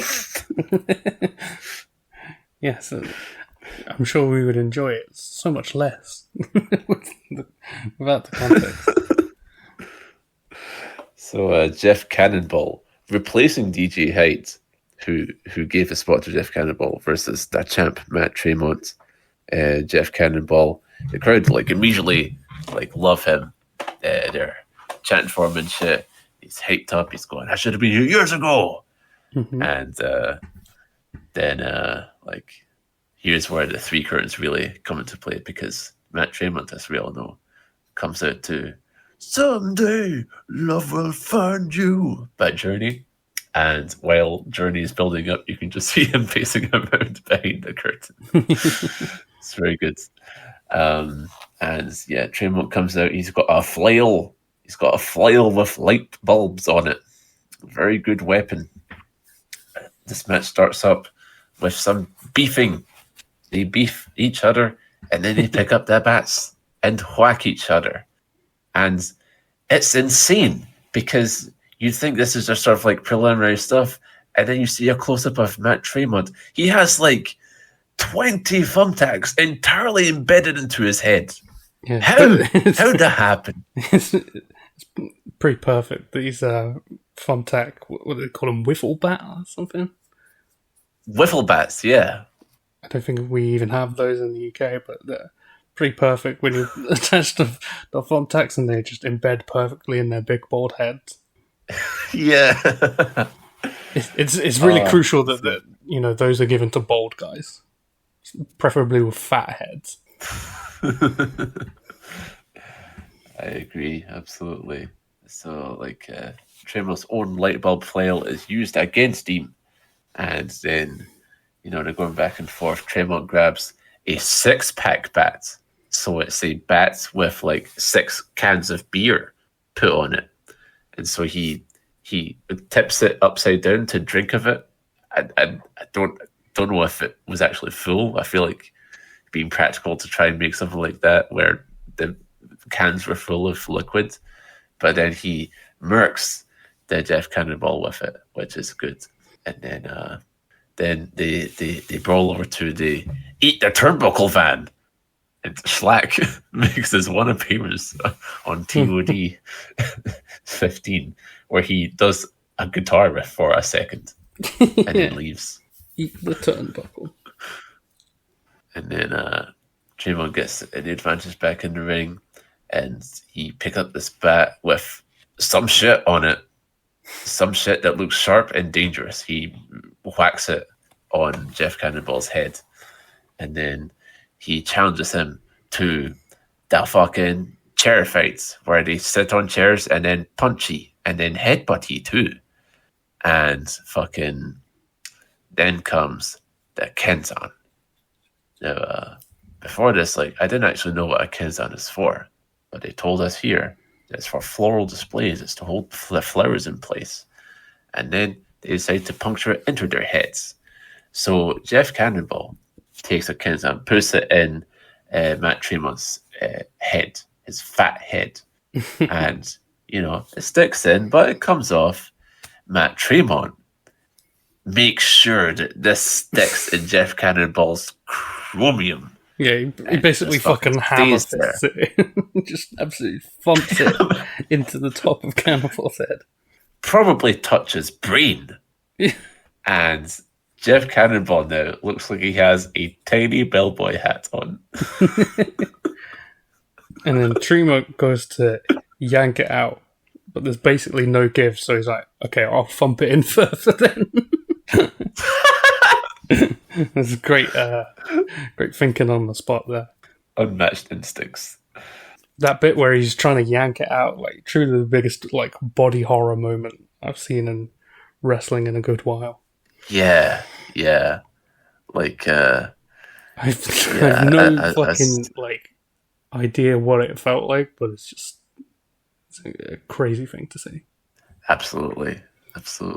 And then here come the gusset plates. Gusset plate, usually used for making a house. Now it is used for making a house, as in a wrestling draw, because it's here. The gusset plate gets used. It comes off of the bat that is stuck onto. It lodges into Matt's arm, and then he gets put in the corner, and Cannonball puts a light tube bundle on him so he can cannonball into it, self-titled. And then Jeff sits up a chair, but then he is DVD'd through it, and now come the water jugs. And, this is probably like the funniest like justification they do in commentary, because it's a bit silly looking at it, but it's fine. I've seen water jugs used before. But MJ goes like, some of y'all might not have worked at a desk. Some of y'all might be privileged. You don't know how heavy those water jugs are. Like, okay. Yeah, they're not full ammo. But yeah, it's pretty cool spot when they're doing like water jug boxing. I'm used to seeing like the water jugs on a stick and they whack it on their head, which is a good spot. But here they're just like holding two each and just having a little box. That's also good. Yeah, it's a little bit of fun. And then like the finish comes as Jeff attempts to do some shit with a trash can. He tries to trap Matt in a trash can and then perhaps dive on it. But then Matt gets out the trash can, puts some light tubes on top of the can, and he second rope power bombs him through it, and then just like pins him off of that.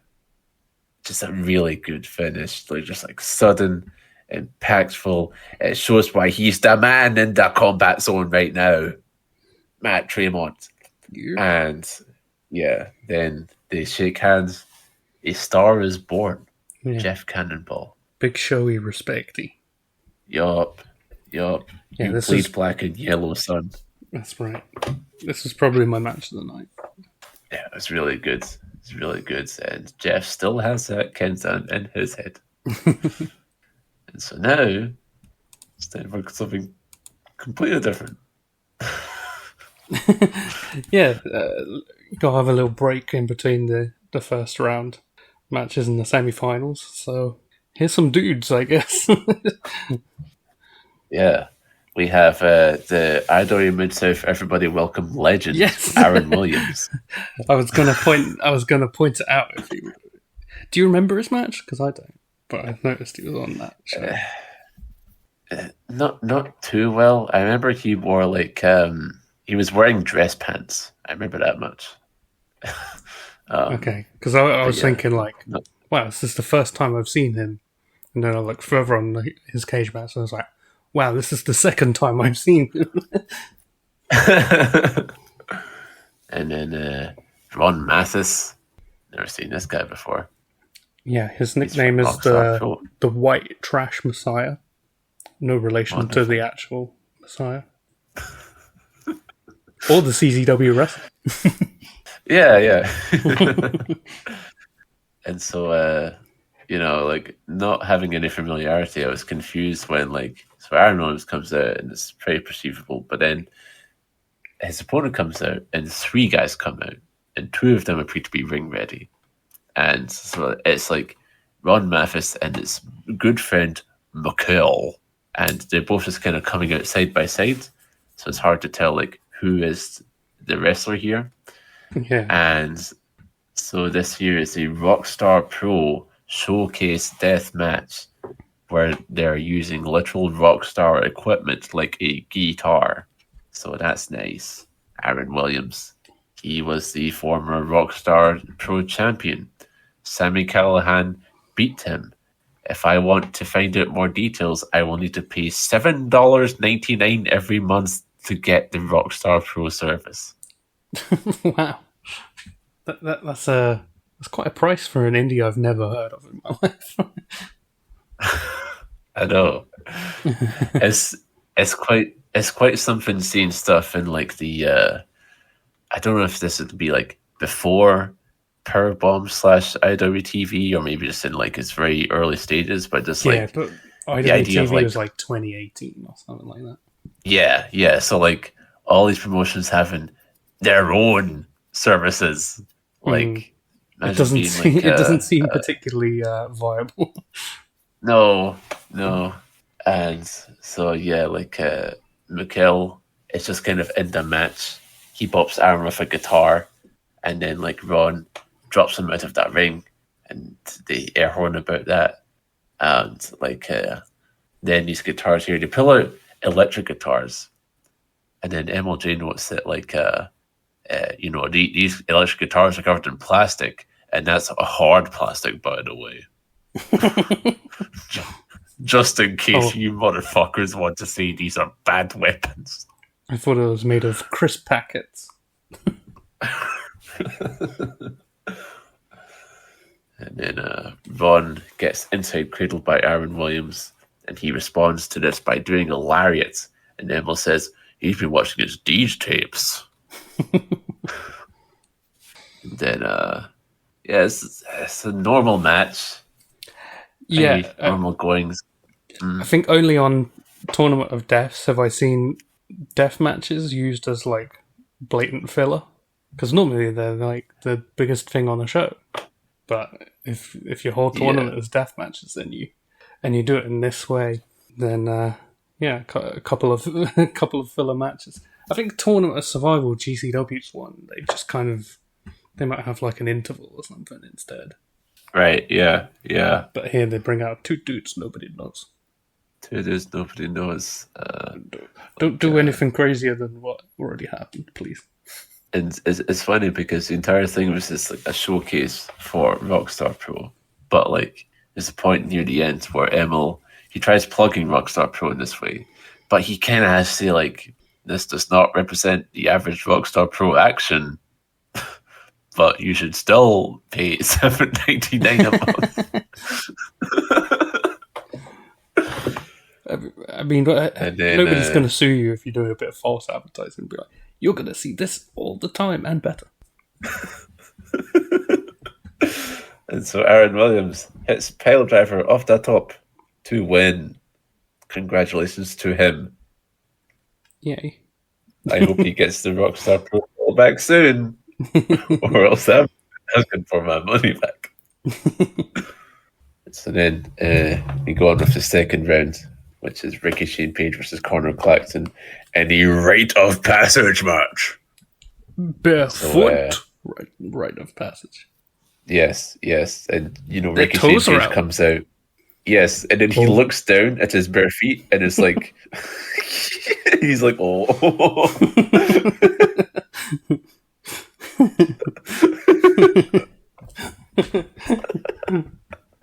You made it sound like he got aroused by his own foot.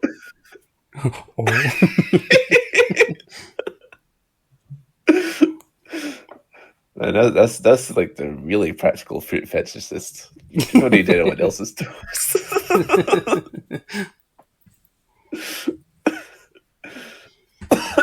so, it's one thing to be barefoot when there's so much like shit around for it to step in.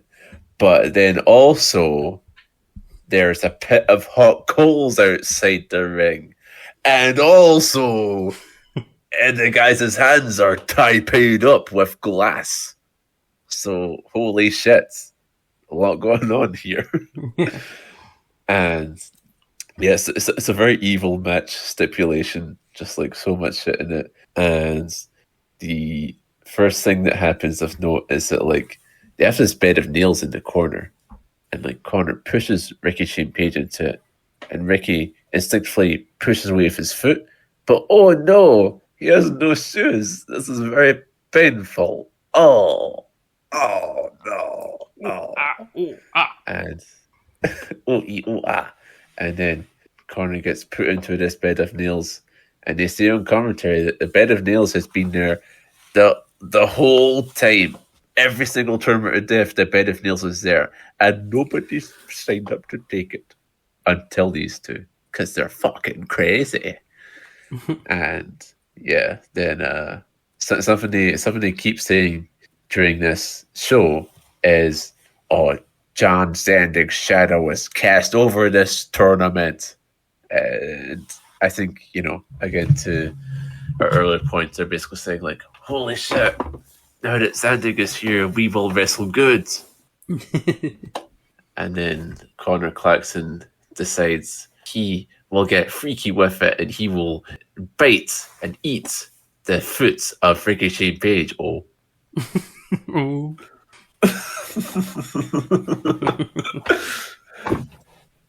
And then Rickey Shane Page gets double stomped onto that bed of nails, and then Conor Claxton puts a cinder block on top of him, and then it hits a chair onto the cinder block, which then goes into his back.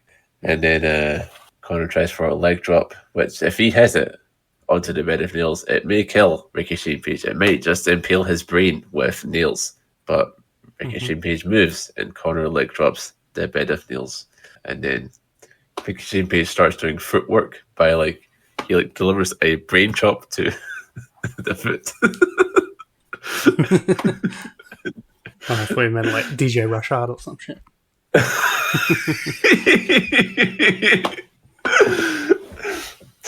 And then he Conor Claxton puts on double cup.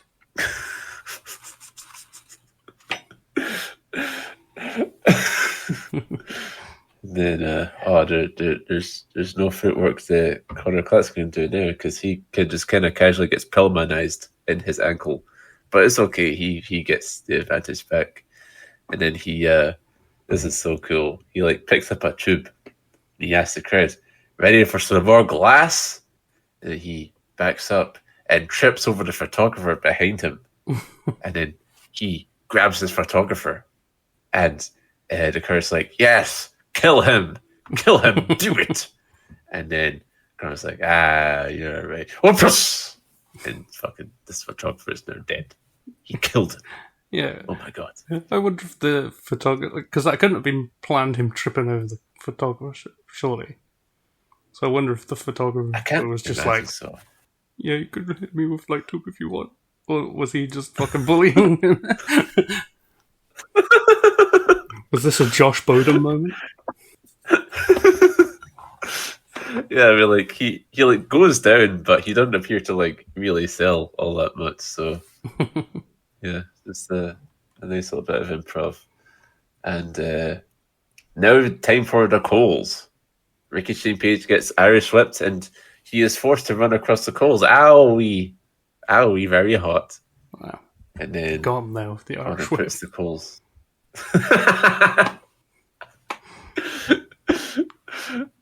He puts the coals into the ring, and then he gets his toolbox out, and there's little light tube juniors. And I think this moment is so badass, where Rickey Shane Page, he gets up, he goes for a spinning kick. Conor sees it coming, he just holds the tube up, and Rickey Shane Page kicks the tube. It's like, my leg. So I do have to cool. note Emil quote around this point. He says, "This is cagematch.net shit right here." Why did you say that? Why did he say that? Because this is wrestling? Yeah. Yeah, they were saying, like, the winner of this will go into the history books forever. Cagematch.net. And then fake Jim Fannon's like, yes. Don't put her over other companies. He thinks Cage Match is a promotion. I'll have you know that Matt Max runs this independently. He doesn't make money off it. Yeah. So imagine like Stricker watching this thing and thinking like, yes, I will have to put up the results. That is true. That is true. The Emil and Dan bit that I was going to bring up was, you know, they're from their vantage point, they're looking at these little tubes and like they think like, oh, are those ones that are already broken? And they go like, no, actually, those are the smaller tubes, and those are meant to be the eco-friendly ones that are meant to last longer.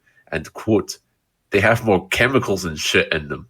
Yeah, so that's chemicals. Nice. Oh no, and more chemicals into this man's pores. Yes, let's go. And it's like RSP now is the baby face. They're chanting his name as Conor tries shoving his face into the hot coals. But then RSP comes back. He gives him like a kind of atomic drop where he gets the footsies on the coals. Ow! And then he backdrops them. Ow! Back fist elbow, then roaring fist to win. So, big, strong victory for the Rickster over Conor Claxton, who I was very impressed by. I'd seen him in a couple Dojo Wars, and I was like, that's how I was like, oh! Yeah. Incredible! Yeah, good deathmatch. And so, then we get on to the other semi-final, Alex Colon versus Matt Tremont in a sharp-shot death match.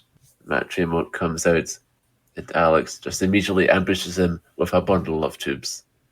Very good start. And then you see Alex Colon grab a bottle. He breaks out in the corner and just starts stabbing it into Matt's head. Very good. And then, this may be one of the most fucked bumps that I saw in this show, is that he charges at Matt Tremont. Tremont backbody drops him over the rail, and he just lands on like so many chairs, and it looks fucked up. Yeah. And I really like Matt Tremont's strikes as they start crawling across the grass. He's got a great cane uppercut, a great straight right. He's got it all. And then they go over to what they term the staff parking lot. Alex Colon dives off an SUV. I think to myself, like, man, that's probably like Preacher's SUV. I love to have they find another vehicle. The fan points at a car, and Matt Tremont, being a man of people, says to throw Alex into it. And so, you know, Alex Colon, I'm assuming does not want to be liable for criminal or civil damages. So, like, he takes the bump, but he like floats over the car. It's very good.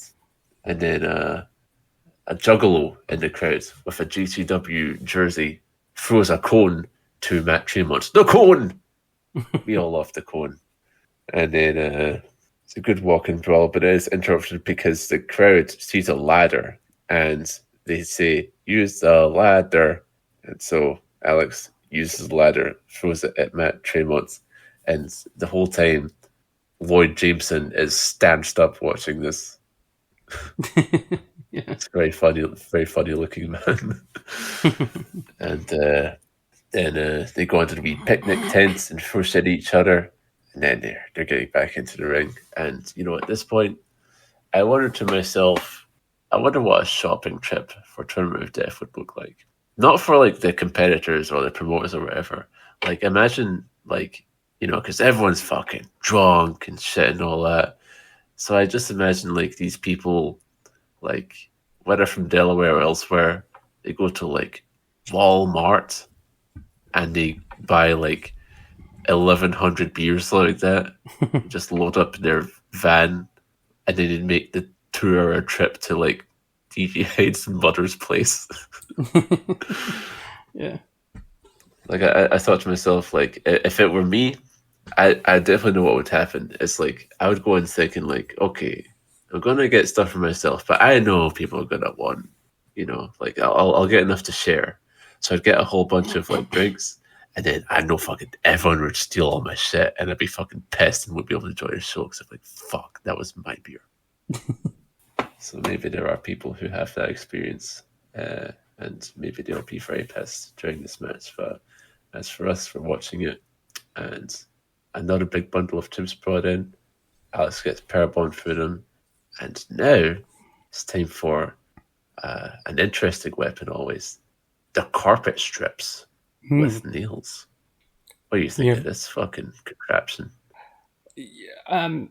Yeah, I kind of got mixed feelings on them because they don't always they don't make a noise. They don't. There's not always a great visual to them. But I have stood on them before, and I'm like, yes, that hurt you. So it's a bit like Lego.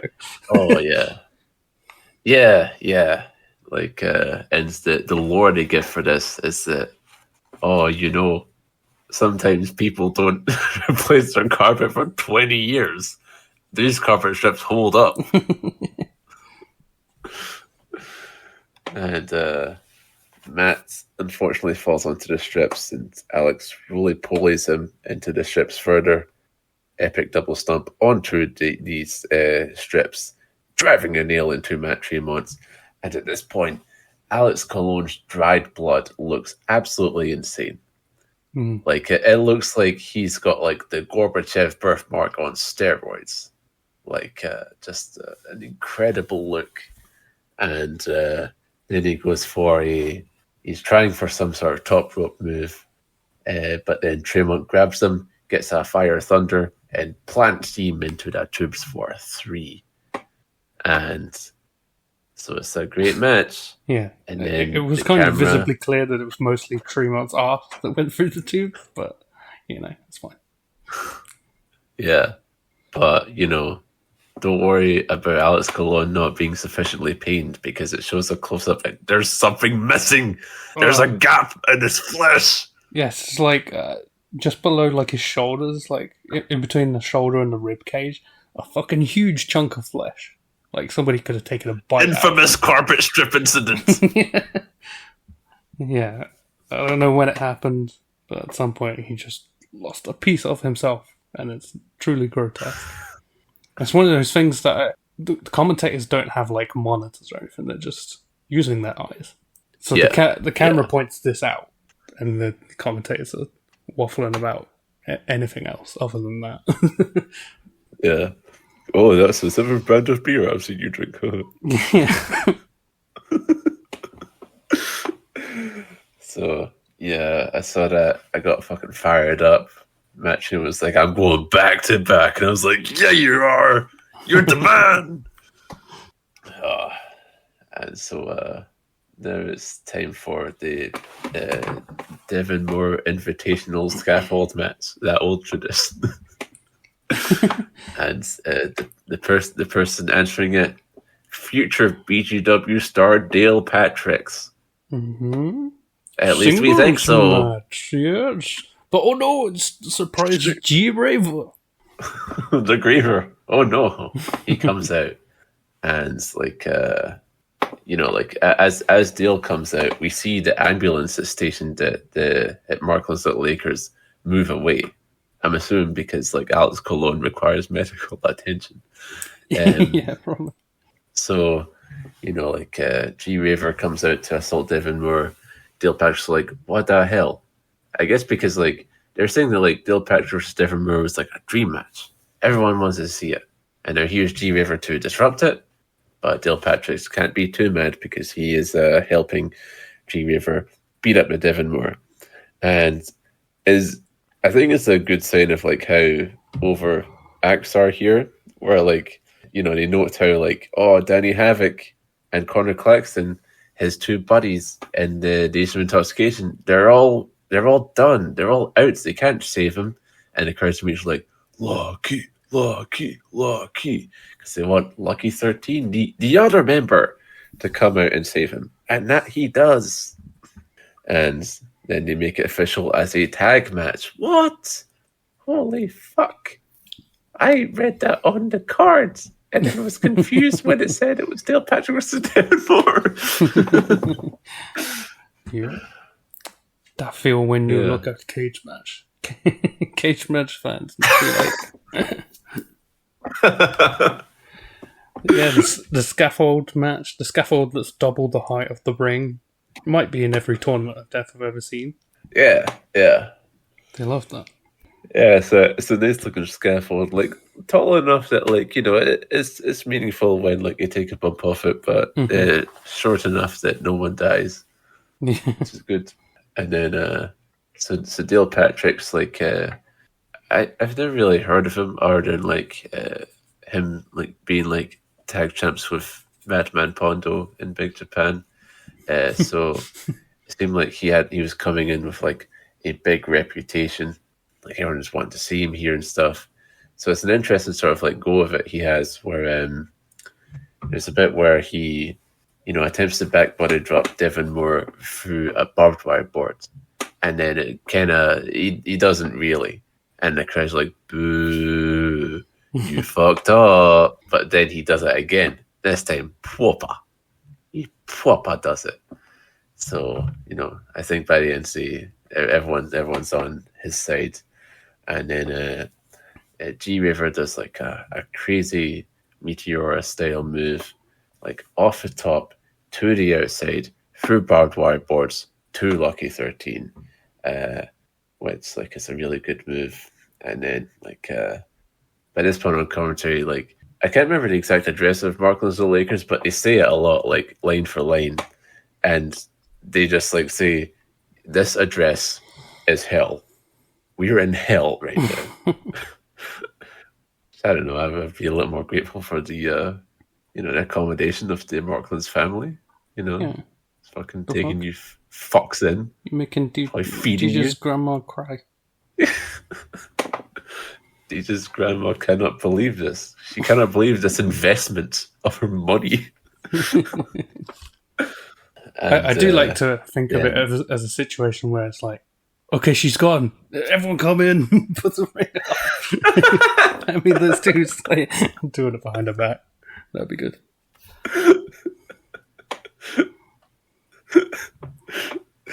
Grandma thinks that DJ's still like working at the bank. Like, so how was work today?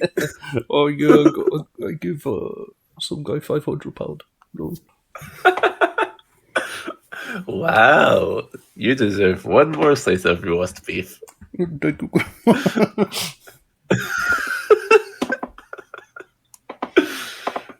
So Lucky and Dale go atop the scaffold. As is often the case with these scaffolds, like they just could have said, "Okay, here we go up the scaffold," which is fair enough. So Lucky super kicks him, and Dale Patrick goes, "Oh, down I go," and then falls off, which is very good. Yes, into a contraption on the outside that the camera work does not show us. Yeah, it's unfortunate. He falls on something. Onto something or other. Lucky jumps off the scaffold onto G-Raver. MLJ is now, at this point, just like drunk and doing like a vocal fry, like, what the hell is Lucky 13 planning here? What the hell is this guy doing? Which is quite nice. Then there's that package pile driver through a chair table onto the Graver. And then Devon Moore is climbing up for the kill shot. Then Dale Patrick meets him up there. And Devon Moore is not perturbed by this at all. He just picks Dale Patrick up, fireman carry slams him off the scaffold onto a barbed wire board that is on top of G-Raver. And then G-Raver gets pinned.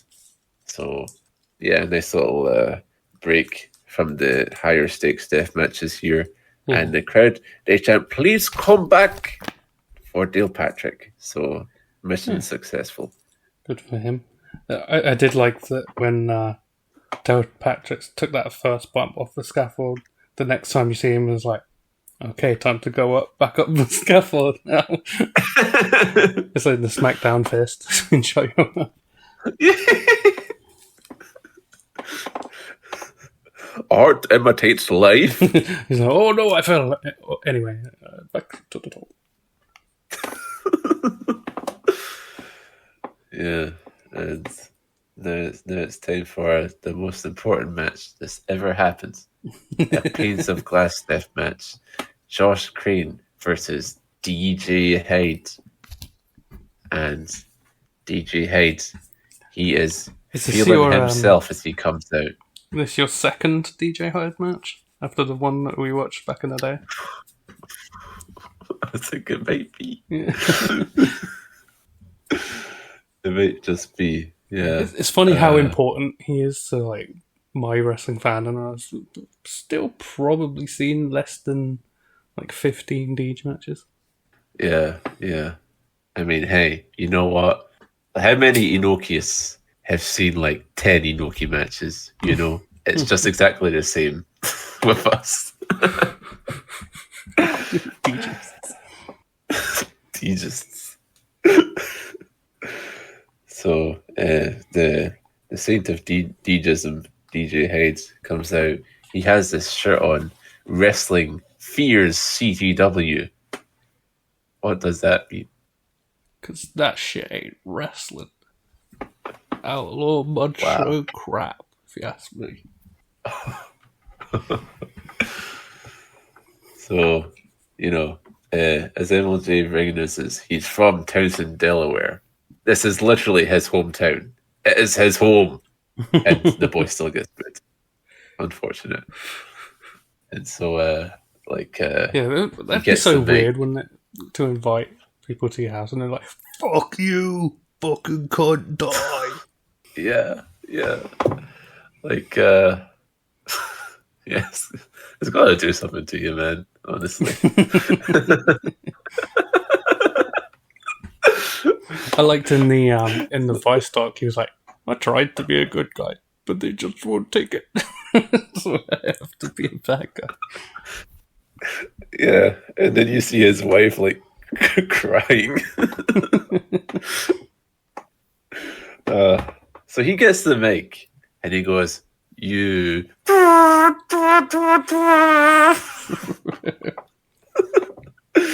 they're usually drowning him out with air horns. And he says, Zandig's Tournament of Death is not here. This is my place. And he's got a point. It literally is. This literally is his place. And so the story of this is that Josh Crane is Drake's younger student. And he's a green horn who's stepping up to DJ Hyde. And DJ Hyde says, why don't you do what everyone else he does here and suck my dick? And commentary, I'm usually like, whoa, no one here has done that. I did not do that. Pause. No homo. So yeah, this match gets going. You ever seen Josh Crane before? Yes, I earlier this year I watched the Iwad's Carnage Cup from 2017. Oh. And that features a final of Dale Patrick's versus Josh Crane. And it was pretty good. Oh, nice. I remember that Crane Deathmatch guy. So when I saw him, I was like, wait, that's not who I remember. I got him mixed up with Marcus. Yeah, who's the much skinnier guy. Yeah. So, but yeah, Josh Crane here. Like, I think he could. I think that AEW should hire him as a body double for MJF. I think he could do it. And here we see like one of his more important matches. I'd say more important for his because I mean, like, I don't know how directly this leads to like, you know, the sort of heights that you just described there of like tournament finals, but I feel like this is like a big important moment being there for like the burial of DJ Hyde. So before we get into all of that, like, you know, Josh Crane, he's doing strikes into Deej and he just kind of fucking sends him right into a glass pane. Like, no bother. Just does it. Like, I kind of noticed, like, I kind of noticed this just from, like, looking at Cage Match that, like, Deej doesn't seem to really book himself that strongly. Like, you read about, like, he'll have like 10 Dojo Wars matches and like win like maybe like 3 of them. Very easily beatable. Damn, Which I I guess wish he was on the Dojo Wars show so we watch. I know, yeah. So, Josh Crane like really kicking his ass, and then he calls to the back. He says, "Bring it out!" And he's like, "Oh shit, this has got to be some really epic weapon." It's not a glass plane. Okay. And then he does do something really cool where like he takes this bat that's wrapped in duct tape. He rolls it around the glass, so it's got glass on it, and then he bops Deej, which is really good. And then he gets a light tube. And commentary, again, they feel a need to justify this, so they go like, and he hits him with a singular light tube. And those singular light tubes are actually super serious. And then, there's a pane of glass with gusset plates on it. And Josh takes his time setting it up, and he turns around and Deej John woos him through that pane of glass. And so now he's got this gusset plate, and he rubs it across the Josh's head, Racher style. And he puts a plate on Josh's back, bops it with a chair. It's got some good blood to it, just like dots of blood, like in a wee grid. And then he pulls out the syringes, and commentary freaks out. They go like, "Oh, when he did this to Thumbtack Jack, he got this kicked off of YouTube." And unfortunately, no kicking off YouTube this time. It's just an elbow. And something that they note repeatedly is like, "Oh, DJ Hyde does not want to be embarrassed in his parents' backyard." But then he is, because there's a vintage "you fucked up" moment. As a Deej suplex completely misses a pane of glass. Yeah. The touched by God plex. That's the Cobra clutch.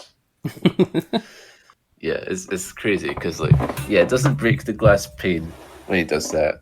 You fucked up chest immediately, and so you see DJ Hyde stand up. He's covered head to toe in blood. Glass is in every pore of his body, and he's just looking around like, "All right."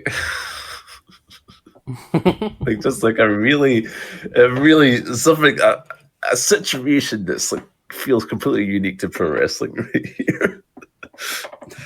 And they bring it again like, "Oh shit, it's on his parents' property. Just want to get embarrassed." And then MLJ goes, "Don't think that's a small thing." DJ Hyde takes his parents very seriously. Then he grabs Josh Crane and chokeslams him through that glass. But wait a minute, what's that music? And what's that piece of industrial equipment?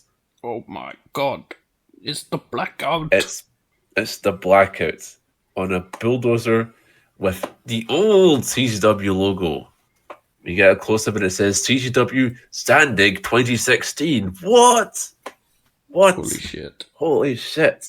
So on the... what would you call it? A digger? The blade, actually. I looked that up. The blade. Of the blade? Oh. Yeah. Well, they're out there. It's Ruckus. And he's fat, Eric. He's got kind of fat again. And he's Robbie Moreno and Maven Bentley for some reason. I don't think Maven Bentley was like a baby face. But okay, so... Yeah. It could have hit more if they got like the wife beater or something. Yeah, right. Oh, that would have been so awesome if you got the wife beater. Oh man, wife beater. Was Nate Hatred still alive then? I don't know. Maybe. I feel like he survived long enough to be in GCW at least once, so I think he would have been alive.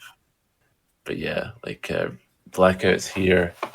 They note how Deej tried to put him in the Hall of Fame, and they didn't give a shit about that. But now John Zandig has inspired him to appear again. And then they go like, "Oh, DJ Hyde is embarrassed." Oh no. And then, "Oh my god, who's that in the ring? It's the icon, Zandig." And then he explodes a barbed wire bat to Deej. And then It looks so fucking funny. Just like it cuts to the bulldozer now just digging up dirt. This is fucking DJ Hyde's mother's fucking backyard, and they're just fucking digging it up. like just imagine for a second, there's that whole meme of like, oh, my parents at age 30, oh, let's buy a house and raise a family. Me at 30, oh, I'm doing some bullshit. But imagine it's just like these people have like acres of land, just like absolutely well to do, and just thinking like, oh yeah, like our son's gonna use this land to bury himself.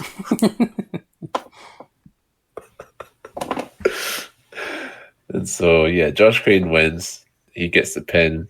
And then Zandig gets the mic and says, my man, Josh fucking Crane. I told you we'd do it, boy. And then, what follows here is, I feel like a good sequel to when Lobo did Guantanamo Bay torture to Zandig.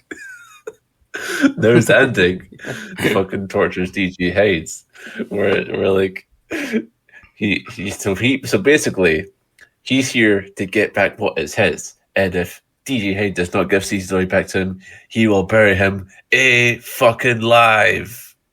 So he yells to him, "Are you done playing wrestling, promoter?" And DJ goes, "Fuck you!" And they just stomp him, "Kill that motherfucker!" And then, you've got I think maybe Miller's trying to choke him with a shovel, which seems really dangerous. It's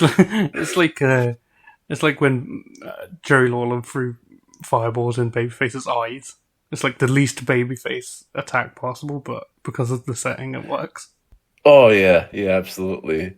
And they're fucking putting a gust plate in his head too, so just like Zandig back in the day, and somebody just goes like, "Oh no!"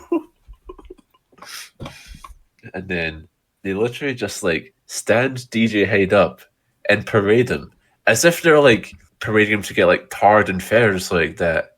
They put him in the bulldozer, and then Zandig goes, "This motherfucker's gonna die! Who wants to see DJ Hyde buried alive?" and the bulldozer races up with DJ Hyde's corpse in it.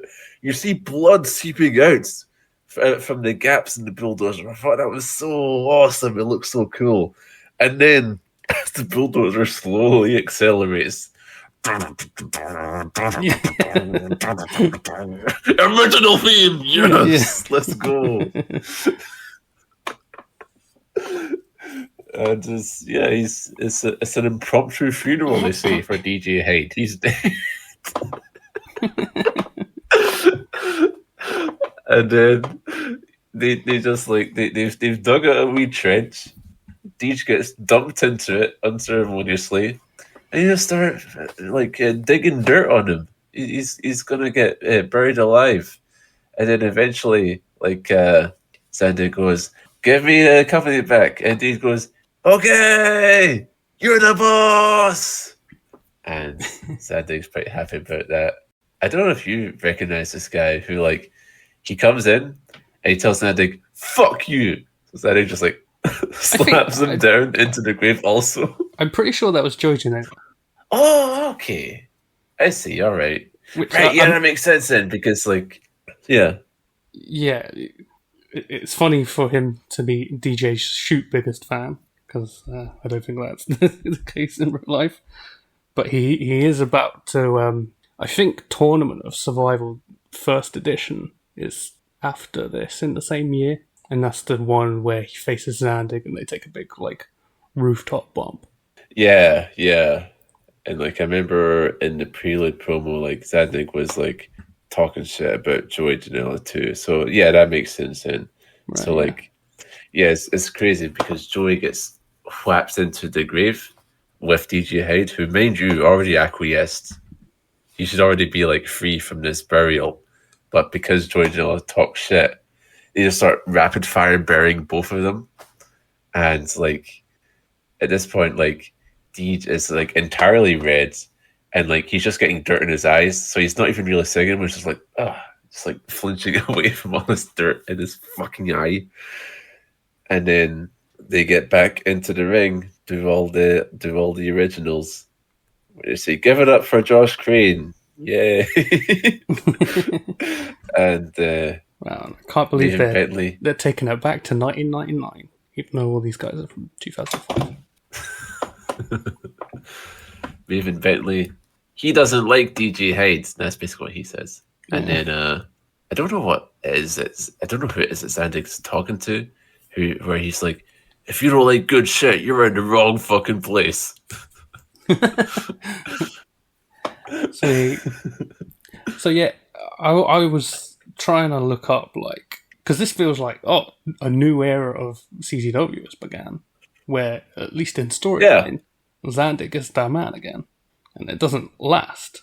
And written information is sparse on this, but I did get someone on a Discord server to like skim through shows after this, and he says that Zandig is here to open a show called The Boss Is Back, and he cuts a promo. He says he was teaching DJ Hyde he couldn't do it on his own, and now he's here to help the boys in the back to be a happy family like they used to be. Wow. So I don't know.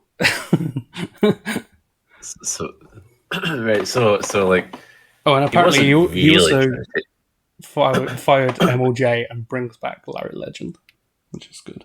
Wow. Damn, is that how MLJ like makes the jump to GT Dub? That's crazy. So basically, he wasn't really trying to like get the company back through terroristic means. He's really just like letting DJ Hyde know, hey, this is a team effort. Yeah. And then he vanishes again, and not much changes. It just gets worse from here, guys. Oh dear. Then they bring back the fucking like 2016 CGWC. Oh no. And he goes like, we're gonna have a fucking interval, so drink some fucking beer and buy some fucking t-shirts because we gotta pay some doctor bills. So that's nice. And then it's time for the TOD finals of Rickey Shane Page versus Matt Tremont. Rickey Shane Page comes out eating or wearing his Zandig shirt. Fair weather fan, I'd say. You're fine to work under DJ Hyde up until now. And so the stip of this match is that there's barbed wire ropes, and on these barbed wire ropes are 4 sides of light tubes, and there is also a like wooden frame that is kind of on fire, but then it goes out. Matt Tremont, like Alex, his blood is browned and crusted over, looks awesome. And like Rickey Shane Page, he's a funny looking guy. They say like this is the biggest moment in his career, and the shot is him just kind of like looking around, looking like Jimmy Neutron or something. It's very funny. And then here's where I think to myself, like, if we're talking about like this like CZW contract, it's the stakes this whole time. But DJ Hyde is now dead. Will Zandig honor these contracts? I don't know. It's kind of threw this whole tournament into flux, honestly. And so, like they do a bunch of go behinds that lead to Matt driving Rickey into that corner, and then Tremont also gets into that corner as well. I really like when Tremont he like puts a tube up to Rickey's jaw and just punches it. Like I think like a lot of light tube strikes can really like lose their oomph by just like the setup it takes, along with like a bunch of other factors. It's just the idea of like you just walk up to a guy, put it up to his face, bam, in that amount of time. That looks really good, I think. Yeah. And then this is an incredible sequence of events here. So Matt Tremont rolls out of the ring, again, there's 4 sets of light tubes. So he rolls out, he fucks up like 6 of them, and they go flying and crashing. And so that'd be one thing. But then Rickey Shane Page decides to dive out of the ring, and it looks like the most fucked up dive I've ever seen. Yeah, it's incredible. He just clips tubes and barbed wire and just like falls out. At this point, like Matt has like a nice cut on his mouth. It's all cut up, and then like Rickey Shane Page, he delivers an axe kick with a tube to the back of Matt Tremont. Something that Dan Curry likes to do a lot is like they might like apply barbed wire to the head or something like that, and he's just scalping him as if like, you know, their head is about to come off due to this like pedestrian deathmatch maneuver. Something that I just noted about his idiosyncrasies. And then it's a really good tube exchange, I think, where they just start taking turns hitting each other with light tubes, and they just keep doing it. They're tired, they're bloody, they're full of pain. The sun is shining on the Delaware trees. It's almost evening, and these men are just hitting each other with glass.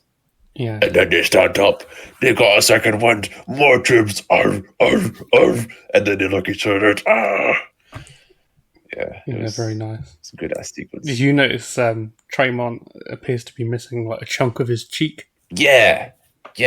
Like it's cut up crazy. Like it's very small, but it's noticeable. Yeah, like those kind of similar to the Alex Cologne wound below his shoulder, where it's like it's not even bleeding; it's just like raw meat. Yes. He's been butchered. Yeah, it's really good stuff. And then after this tube exchange, like they get the scaffold out because Matt Tremont wants a scaffold. And here's where it gets interesting, because initially, like there's just this shot of like RSP face palming, and there's just blood pooling on his hands, and it seems that like he must have gotten like actually fucked up in a way that was actively concerning him, because he gets a rag. I don't know how often you see that, just in general, like a guy just getting a rag to wipe himself off mid-deathmatch. And then the action pauses, commentary pauses. Commentary doesn't say a fucking thing more in this show. And like they start bandaging him up for real, because the rag he got just like is full of blood and it sticks to his forehead too. So it's he had this tiny rag. So he was trying to like him up. wrap it around his head, I think, and then people stepped in. Yeah. And so like he gets bandaged up like proper. Like I don't know, it must have been something above his eyes, so like something that was like impeding his vision maybe, or even just something more serious than that. I don't know. But like, yeah, so he gets bandaged up. Crowd goes, yay! Then he and Tremont go up the scaffold, and they do their spots. DVD through tube table below, and that gets the win. Yeah, I thought I thought it was quite funny. Like as he's getting taped up, the fans are chanting, "We want fire!" They don't give a shit. But then he gets up and he climbs the scaffold, and the fans start to show a little bit more humanity by chanting, "Please don't die." That's right. Yeah. Please don't die. Please don't die, Yeah, but he also does it. immolate, please. I need both of these things. Immolate non-lethally. But yeah, this is definitely a great so- deathmatch tournament final, which I think they aren't always. I think they're often kept quite short because of the obvious, like they've been through so much already.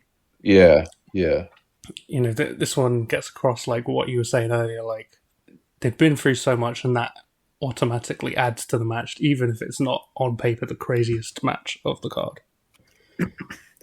Yeah. Like I think even just like the light tube exchange alone, like conveys what other exchanges like so often fail to do, where like they're fucked up, but they've got that spirit, they will keep going. Like Rickey hanging with Matt Tremont in that moment like solidifies him as being on the same level. And so Tremont, he grabs a trophy and a mic, and he tells Rickey Shane Page, when it comes to bleeding black and yellow, You fucking earned it. So I give you respect. Congratulations, Rickey Shane Page. And it's a really funny promo that Rickey Shane Page does because, like, you know, he's been through this horrific tournament. He's holding a rag to his bleeding eye, and he just goes like, "Oh well, I hope I don't have to do another match for a roster spot." And hey guys, you know, next CZW show is in my hometown of Ohio. It'd be cool to have a CZW title shot. Yeah. And Jim's like, "You fucking got it." Like, you're on two different levels of intensity here. I think what deathmatch wrestling is really missing in 2025 is something as cool as the concept of bleeding black and yellow. I agree. There's just no substitute for that, you know. ICW No Holds Barred is good, but you can't say they're bleeding the colours of the promotion. They're bleeding chain.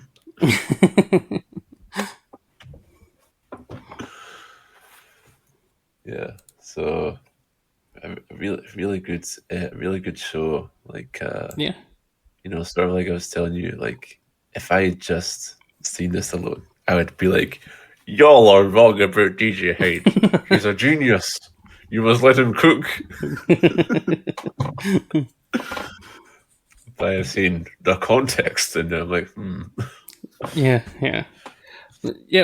This was excellent show. Possibly even my favourite show we've covered on the OGP. It's better than I thought a Deej Tournament of Death would be, honestly. Like, because I've seen like the ones from the next couple of years. Jimmy Havoc wins the next one, by the way. And you know, we might have to do that one day, just because it's Jimmy fucking Havoc. Jimmy. And yeah, Prelude to Violence gave us a taste of what normal CZW is like. It has its highs and its lows, and would have remained, sort of worth watching for long-time fans, I would say. But it was obviously very troubled too. The whole people not accepting DJ Hyde and DJ Hyde not knowing what the fuck to do with that situation. Yeah. So yeah, it's a good show. If only there was I feel like my opinion is incomplete without like perhaps some sort of like journalistic investigation into Tournament of Death 15. Well, I have just. Oh my god, Viceland. Yes, Vice's Inside America's Most Violent Wrestling Deathmatch documentary. We watched this too as an accompanying piece. It has 5.9 million views on YouTube as of July 2025. Mm-hmm. And if every single one of those views went and bought a ticket, CZW would be the number one promotion in the world. Markland's massive acres. Yeah, so this is Damien Abraham, who is a big grappling fan, and he is, this is something that's like geared towards people who are not wrestling fans, because it's, it's like, oh, you may know the pro wrestling in the WWE, but this is much more dangerous. There is barbed wire. Oh no. Yeah, so it shows, it has like a lot of like really cool shots just of, not just of Tournament of Death, because obviously they mentioned how there's the drone flying overhead, but also just of like the making of it. Like the first bit here shows them like loading shit onto trucks, like nail beds and stuff, and like Jimmy Lloyd's, someone arse fooks him with a barbed wire bat, and he goes like, ah. That's nice. Yeah, and then he's asked if there's any blood, so he puts his hand down the back of his pants, and he's like, nope.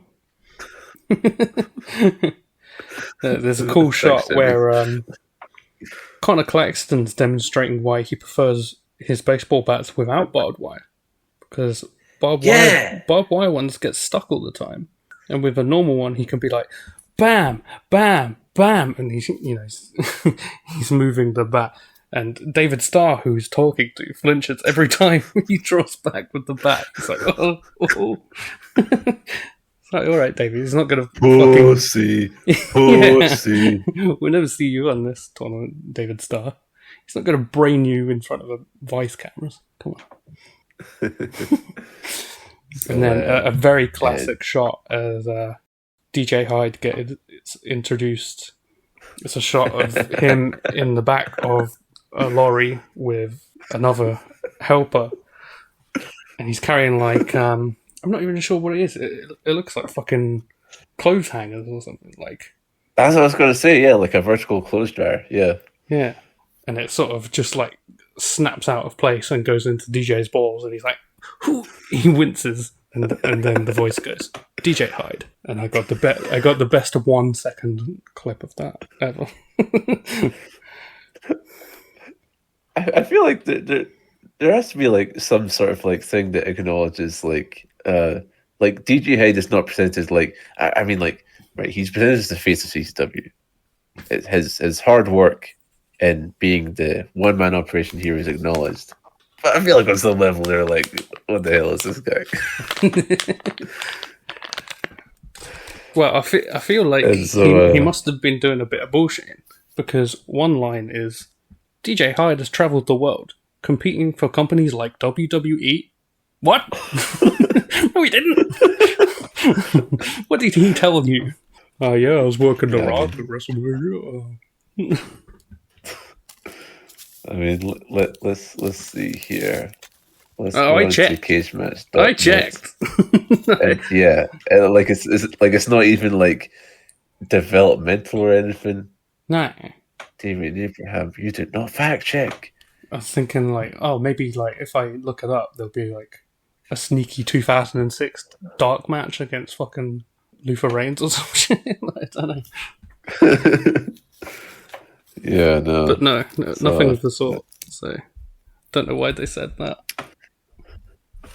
Yeah, and so Damien Abraham's like thesis is basically he goes, you could argue the suburbs of Delaware have an insatiable appetite for hardcore wrestling, and it shows like DJ Hyde driving in a truck, and it goes to his grandma's suburban home where he lives with his wife, and so his wife comes up to him, and Deej gives like half a hug, like gets her with his arm. And she says, "You're already sunburned." And Deej, who is annoyed, goes, "I've been outside all day." And that's the extent of their lovey-dovey conversation. Yeah, it's such a funny shot. Just like, domestic bliss. Just Deej being like kind of... Deej has had a long day and he's been kind of pissy. Yeah. So they go up to his bedroom, and it turns out the bedroom is where the magic happens. That's right. They make CTW tapes.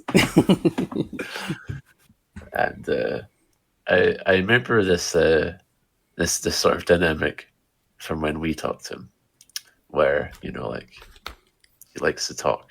DJ does, like he's got a lot on his mind. He loves to talk, and it feels like when you maybe attempt to like say something or like kind of like take a conversation somewhere, it's sort of like, okay.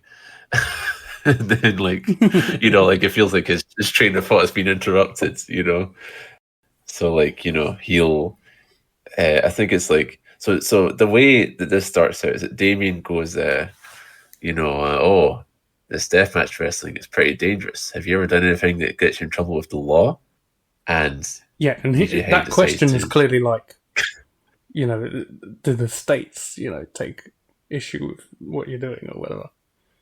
And he's like, yeah. Well, one time I took, I was drunk off tequila. I drove around. I caught my girlfriend in bed with another man, so I threw him out of a 3-story building. And this Damien guy's face is like changing with every shot. He's like, "That's not what."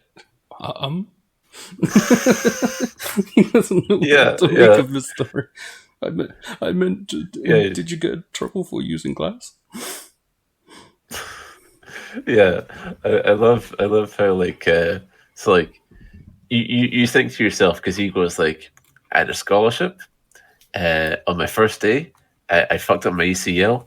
9 surgeries later, I got put in the real world. He's like, okay, must go into wrestling after that. Common enough story, right? And he goes, I worked at banks. I was making a lot of money, crazy sick money. Damien smiles at that, and then he went to a party and did all that shit. And then I love how he goes into the detail of like, I got tased, I got arrested, jailed for 8 months. I lost everything. And then like the crazy part about it, he doesn't even get to finish this big monologue, because he mentions like, and the whole time I was a big wrestling fan, and then his phone rings, so he can't finish the monologue. And like it's difficult to tell like what the phone call was, but he kind of immediately dismisses it as like, it's some Mark just wasting my time. And then DJ does the obligatory wrist lock on interviewer. He has to put him in a hold, and the interviewer's like, this could totally break my wrist. Yeah, it was quite something, because so like he puts the wrist lock on him, and Damien starts like going like, but it turns out he was just selling. So like then DJ is like, now how would you sell this? And then he does a wrist lock for real, and he goes like, Yeah. which is fun. And then like after that they go to like the parents' farm, like the little Lakers that we all know and love. Mm-hmm. And then Damien starts helping set the ring up. Piece of shit, I'm so fucking jealous. It's okay, we're doing it in spirit. Oh, heavy. And then he's talking with Deej, who is there with Jimmy Lloyd, as you said, looking with awe at his king, his god, DJ Hyde. And DJ saying like, it might be about 20,000 to put on Todd, and it might draw 25,000. If I make 25,000, that's great. But then we gotta do this, and we gotta do that, and we gotta pay my phone bill, which keeps getting bigger. And so, all the expenses, and we make no money. Great. Glad to know. I like when Damien asks him, what's the weirdest weapon a fan ever bought to a fans bring the weapons match? Gone. It's all about on the family. I'd like to see them actually have a gun. You can just like pistol whip someone with it. Yeah. Fine. Or you could load it up, shoot them in the head, and they kick out at one. That's what murderers would be like, am I right?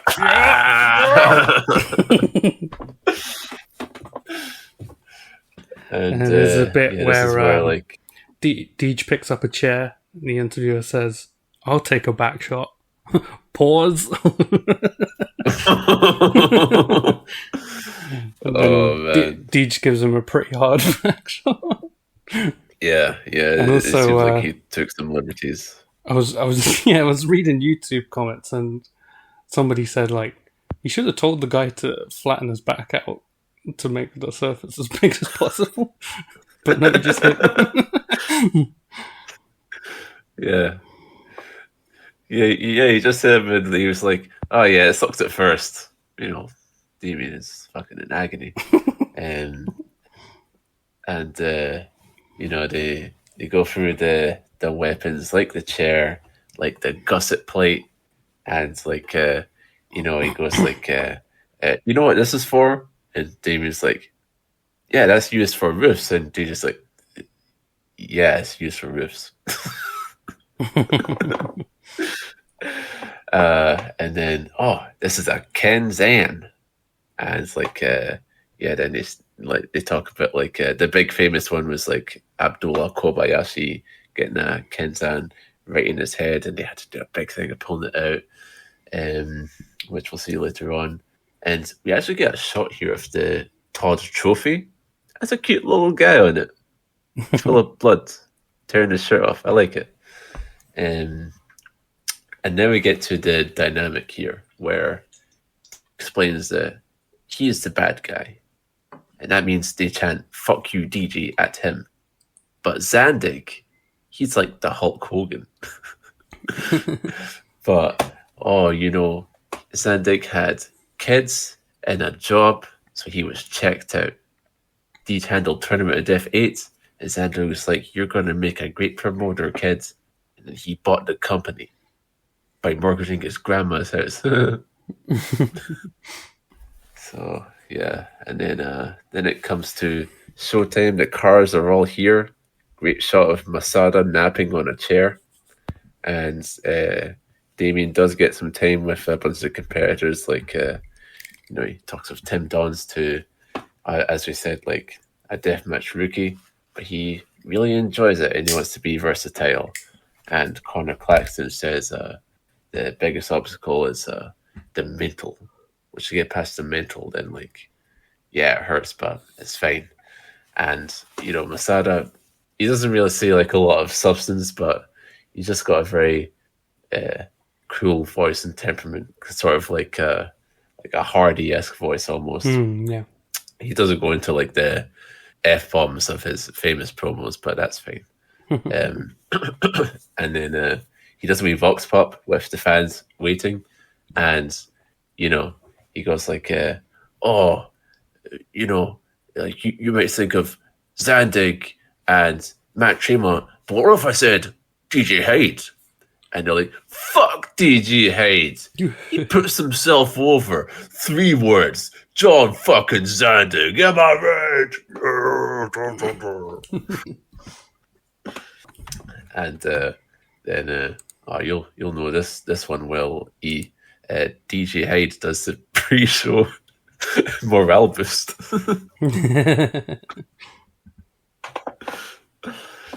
Yeah, he goes, "This is the biggest deathmatch tournament in the world. Show him why." Okay. And then also, "This is my parents' place. Please be respectful. Please clean up shit. And I love y'all. And after this, let's get drunk and have a good time." So, I did wonder like how that, like most of those guys are getting stitches, surely. Yeah. Like maybe they could meet up later, but I thought. Yeah, and I wonder too, like a doctor probably wouldn't advise you to go out drinking after you just got stitches put in. But hey, he probably wouldn't advise you to do wrestling either. So. And we actually get to see like the truck spot that Conor Claxton does against MASADA worked out in real time. Because like Deej says, like, if you're going to do some shit, then let us know. And Conor just goes like, "Can I climb up the truck?" And Deej just like, "Oh, through a table?" And then he goes like, "I'd rather land as the security guys." Deej goes, "I'd rather you land on a table." And well, one of these wells wins out and it turns out it's not DJ Hyde, so that's interesting. And then MASADA's like, "Oh, how fast can you climb up that?" "You can climb it very fast." So MASADA's like, "Oh, are you looking to do a cross?" That's short for crossbody. That's some insider lingo for you. And he says like, "No, I'm just gonna jump on a bunch of guys." And he goes like, "Well, it's your idea. If you get hurt, it's on you." And that's so funny considering that he just fucking moves out that way. And then showtime now. Deej comes out for the intro. A fan yells, "DJ, your zipper's down!" And he checks. He fucking checks. Come on. I think it did actually look like he zipped it up. So maybe a bit of a whoopsie moment there for old DJ. I know. And then they bring out all the weapons and stuff, and at this point it's clear that they dub over a lot of stuff with Foley, you hear the same sort of woo woo woo fan MP3, but it's fine. We get to see a lot of high quality shots of these wonderful matches, like Rickey Shane Page versus Tim Donst. And then I love the stuff they do of the post-match post-mortems where I think it's Tim Donst asked if the glass hurt or whatever, and Rickey Shane Page and like he's fucking Stewie Griffin goes like, "No, it's fine. It's fine. It's all good. Good match. Good match." And then Damien Damien gives like he gives Tim victory is mine. Spoilers. So Damien like in his interview with Tim Donst, I think he embodies like the way Craig Charles speaks to people who lose at Robot Wars, where like where he goes like oh, that was a great match out there. Here's a skewer bats, and then like he has the thing where he just like he like doesn't turn away entirely, but he turns away enough that like this conversation is over, you know. It's really something. And then there's a pearl of wisdom from Masada. He explains that selling merchandise is important. Wow. So that's Put nice. that on quotes.com.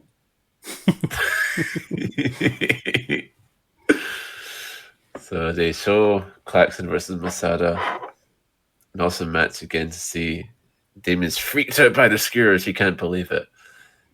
And then the post-mortem between Masada and Conor Claxton, it's Masada going, that dropkick and that brainbuster, shit, man. So yeah, another nice bit of wisdom there. Like that Juggalo guy who gave Matt Tremont the cone, he shows up and he says, CCW is great. Fans appreciate deathmatch wrestling. And then they show a shot of probably the best weapon I've ever seen. It's a red steel chair that says, "You're fucked. Eat shit."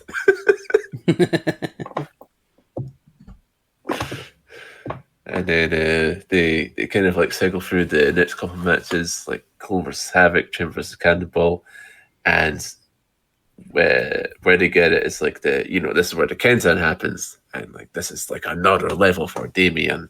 He can't believe this shit, and I really like the angle in the Vice camera because it shows the finishing powerbomb that Tremont does to Cannonball, and then it shows how like Tremont like arms out, stumbles over dramatically to the pin, which is really good. And now it's time for Jeff Cannonball to get the Kenzan out of his head. Yeah, this takes like 4 or 5 extended tugs from the crew. Eventually they put like a fucking towel around it. And finally it comes out and it sounds like an apple being cut. Crazy. Yeah. I love, because like Jeff Cannonball is like a trooper during this. He's like just stone facing it. And like, so just go like, somebody holding the skin? And they'll be like, I'm holding your skin down, dude. And yeah, it finally comes out and like he's got a noticeable boo-boo on his head. Like it's like a welt due to it being punctured. And he looks like such a badass, man. Yeah. What a guy. And, yeah, it's like I was saying earlier, like I've no concept of what that could possibly feel like. I've never had anything stuck in the top of my scalp. Like, you know, yeah. I stepped on a carpet strip. I've even had I even fucking had my head go through glass once. It's but I have no concept of this. Yeah, it's utterly unimaginable. Like, but it probably does hurt, just a little bit. It makes me of one of the commentary things that we didn't know was I can't remember what match it was, but like MLG is like, oh, you step on one thumbtack, you're done for the day. These guys are doing a lot more, which I guess is true. What did you think of how DJ Hyde and Josh Crane planned out their match? Yeah, it's kind of unimaginable, even for someone who has done a limited amount of wrestling training, like, to get to that point where you're just fucking saying moves, like, one after the other, and that's supposed to sink into your head somehow. I really don't think that I could do that.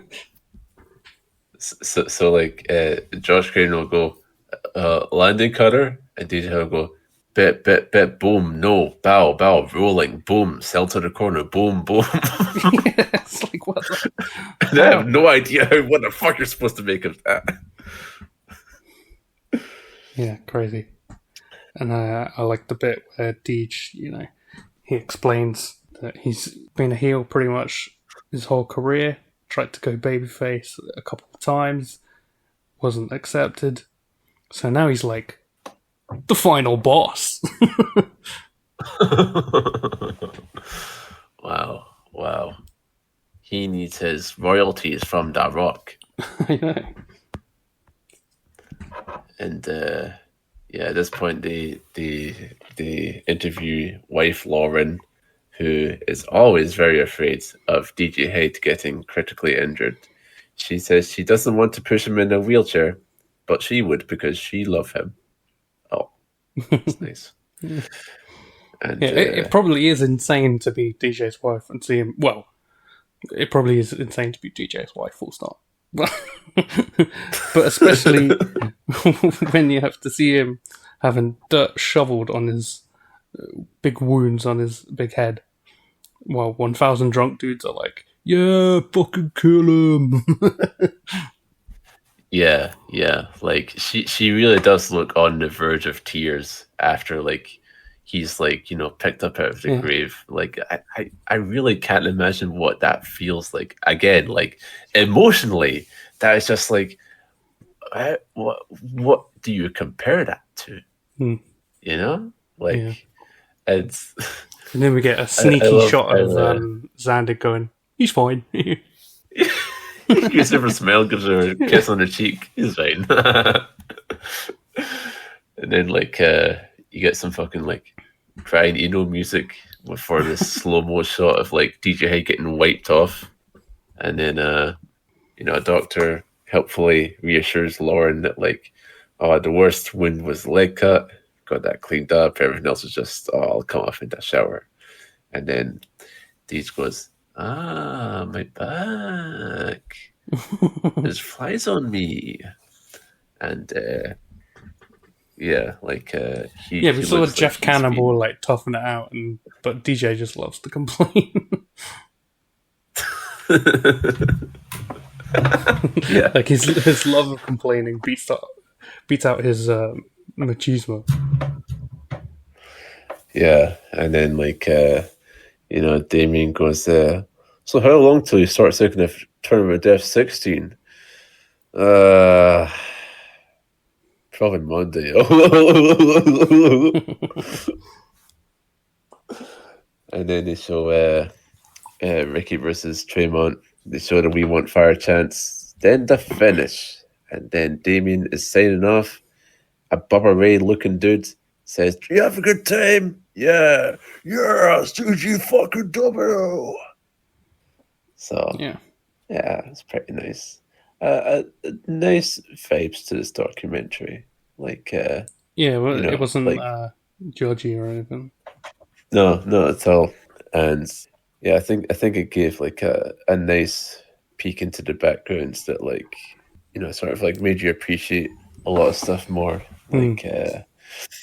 Just seeing these deathmatch dudes hosing themselves down, and especially just going "Oh man, my next shower is gonna fucking suck." Yeah. Damn, yeah. Well, yeah, we don't see the showers. Why not? Yeah, come on, bonus features, guys. That's got to be done. But yeah, is that everything you want to say on the doc? I think so.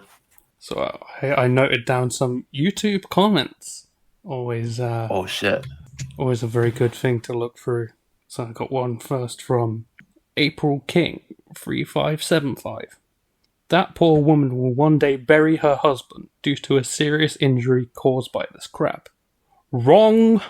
He doesn't do death matches anymore. He's basically retired. Check Cage Match, dummy. Then we got Plain Rags 8183. Feeling I get is DJ is a bad human. He seems snobby. Know everything anal freak. Oh, pause. I didn't know Deej was into that.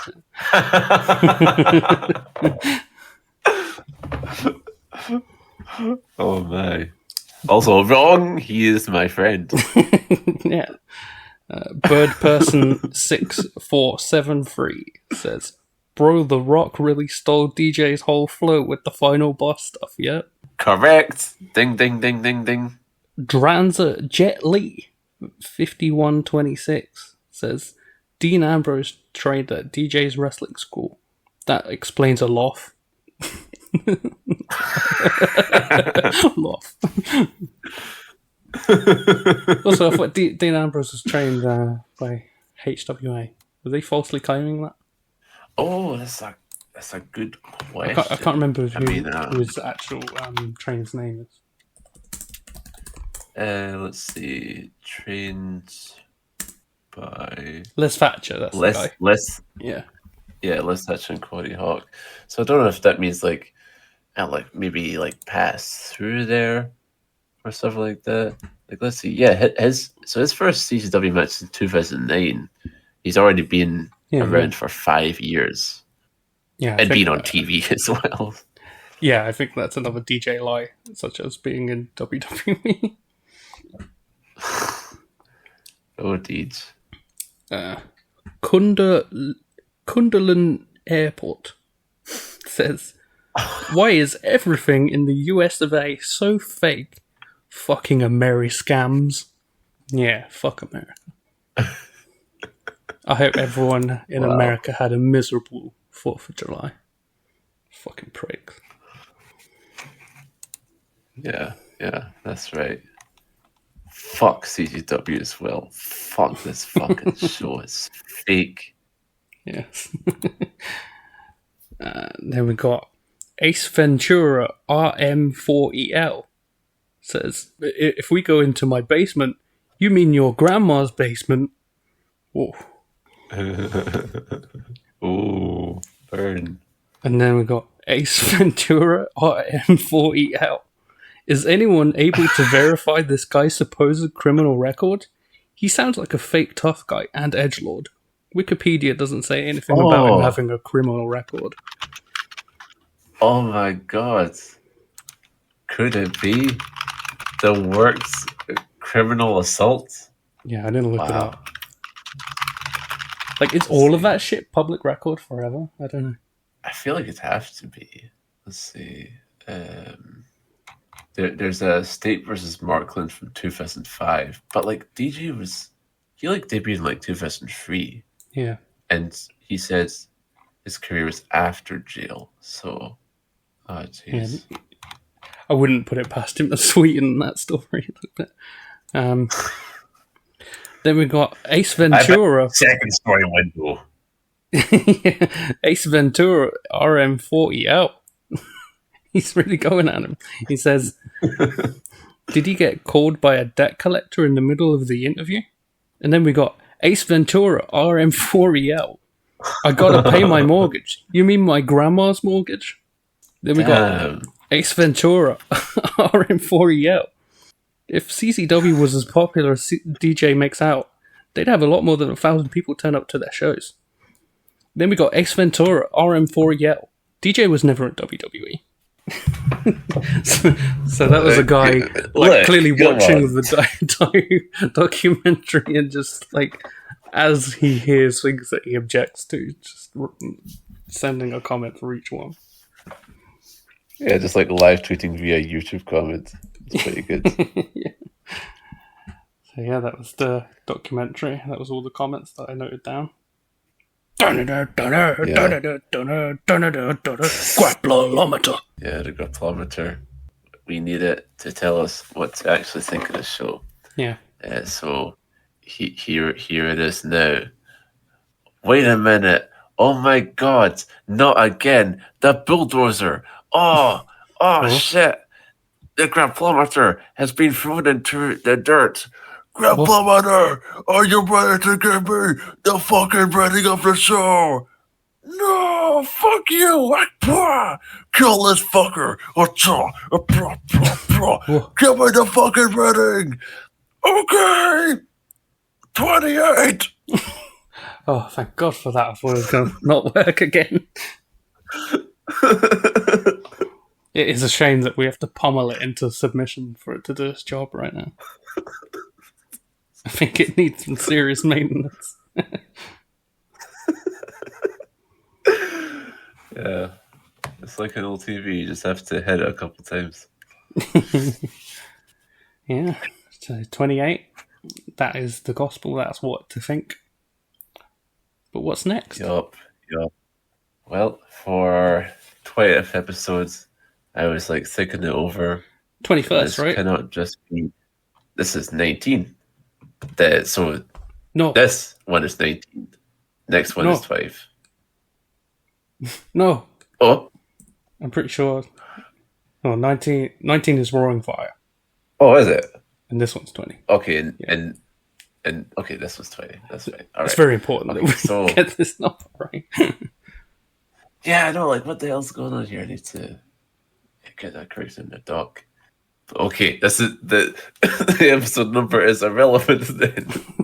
But I think it's now time that we go back to our happy place of childhood compilations from the both of us. I think it's time for it. Whoa. Don't need to be all of them that we've got in this list here, but we can get a little mixtape going. Yeah, You nice. and me. Nice. Yeah. That can be Of done. matches. So yeah, we'll get the. I've already got an idea for the intro. We're like, wah, Google Gaga.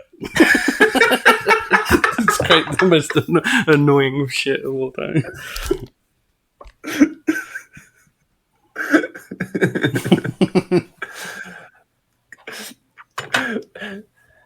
Hello, my name is Conor. I am 6 years old. When I grow up, I want to be the Undertaker's tag partner.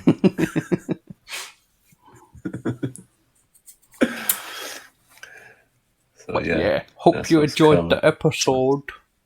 Hope you enjoyed the next one and all the last ones and all the ones that we're going to do before we die. Yeah, so many more to come. Yeah. And we've got the streams as well. Hey, Grappling is great, but you know what's really great is Jumbo. Jumbo is such a good character. He's such a hallmark of British culture. Yeah. And we play his PS2 game Night Fire. And we also play Tekken Tag Tournament and SmackDown Shut Ya Up. Among other games. You never know what you'll get with Grapply on the Twitch and YouTube. Not unless you read our promotional posts before we stream. And you should follow the YouTube and the Twitch. You should like some of our videos. You should give us a 5 in a rating on Spotify. You should signal boost OGP all the time. Dedicate your life to making sure we get 10 more subscribers in the next 3 months. That's great. And if it doesn't happen, we're not responsible for what we're going to do. Yeah. Yeah. And so, after fire and tubes and glass and Kenzans and all the rest of it, there's nothing that whets our appetite more for a nice loaf of bread. Nom, nom, nom. Fuck you, Didge! Yeah. Actually, just kidding. Love you. I find it makes no difference anyway. Now I have but one regret that I haven't mentioned yet.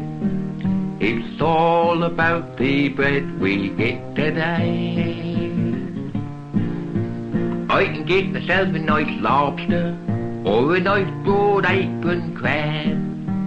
When I'm a little bit hungry, a nice little herring I've had. I can get myself a nice mushroom to go along with eggs in bed. I can get myself a nice mother, but I can't get a nice loaf of bread. No more you can't.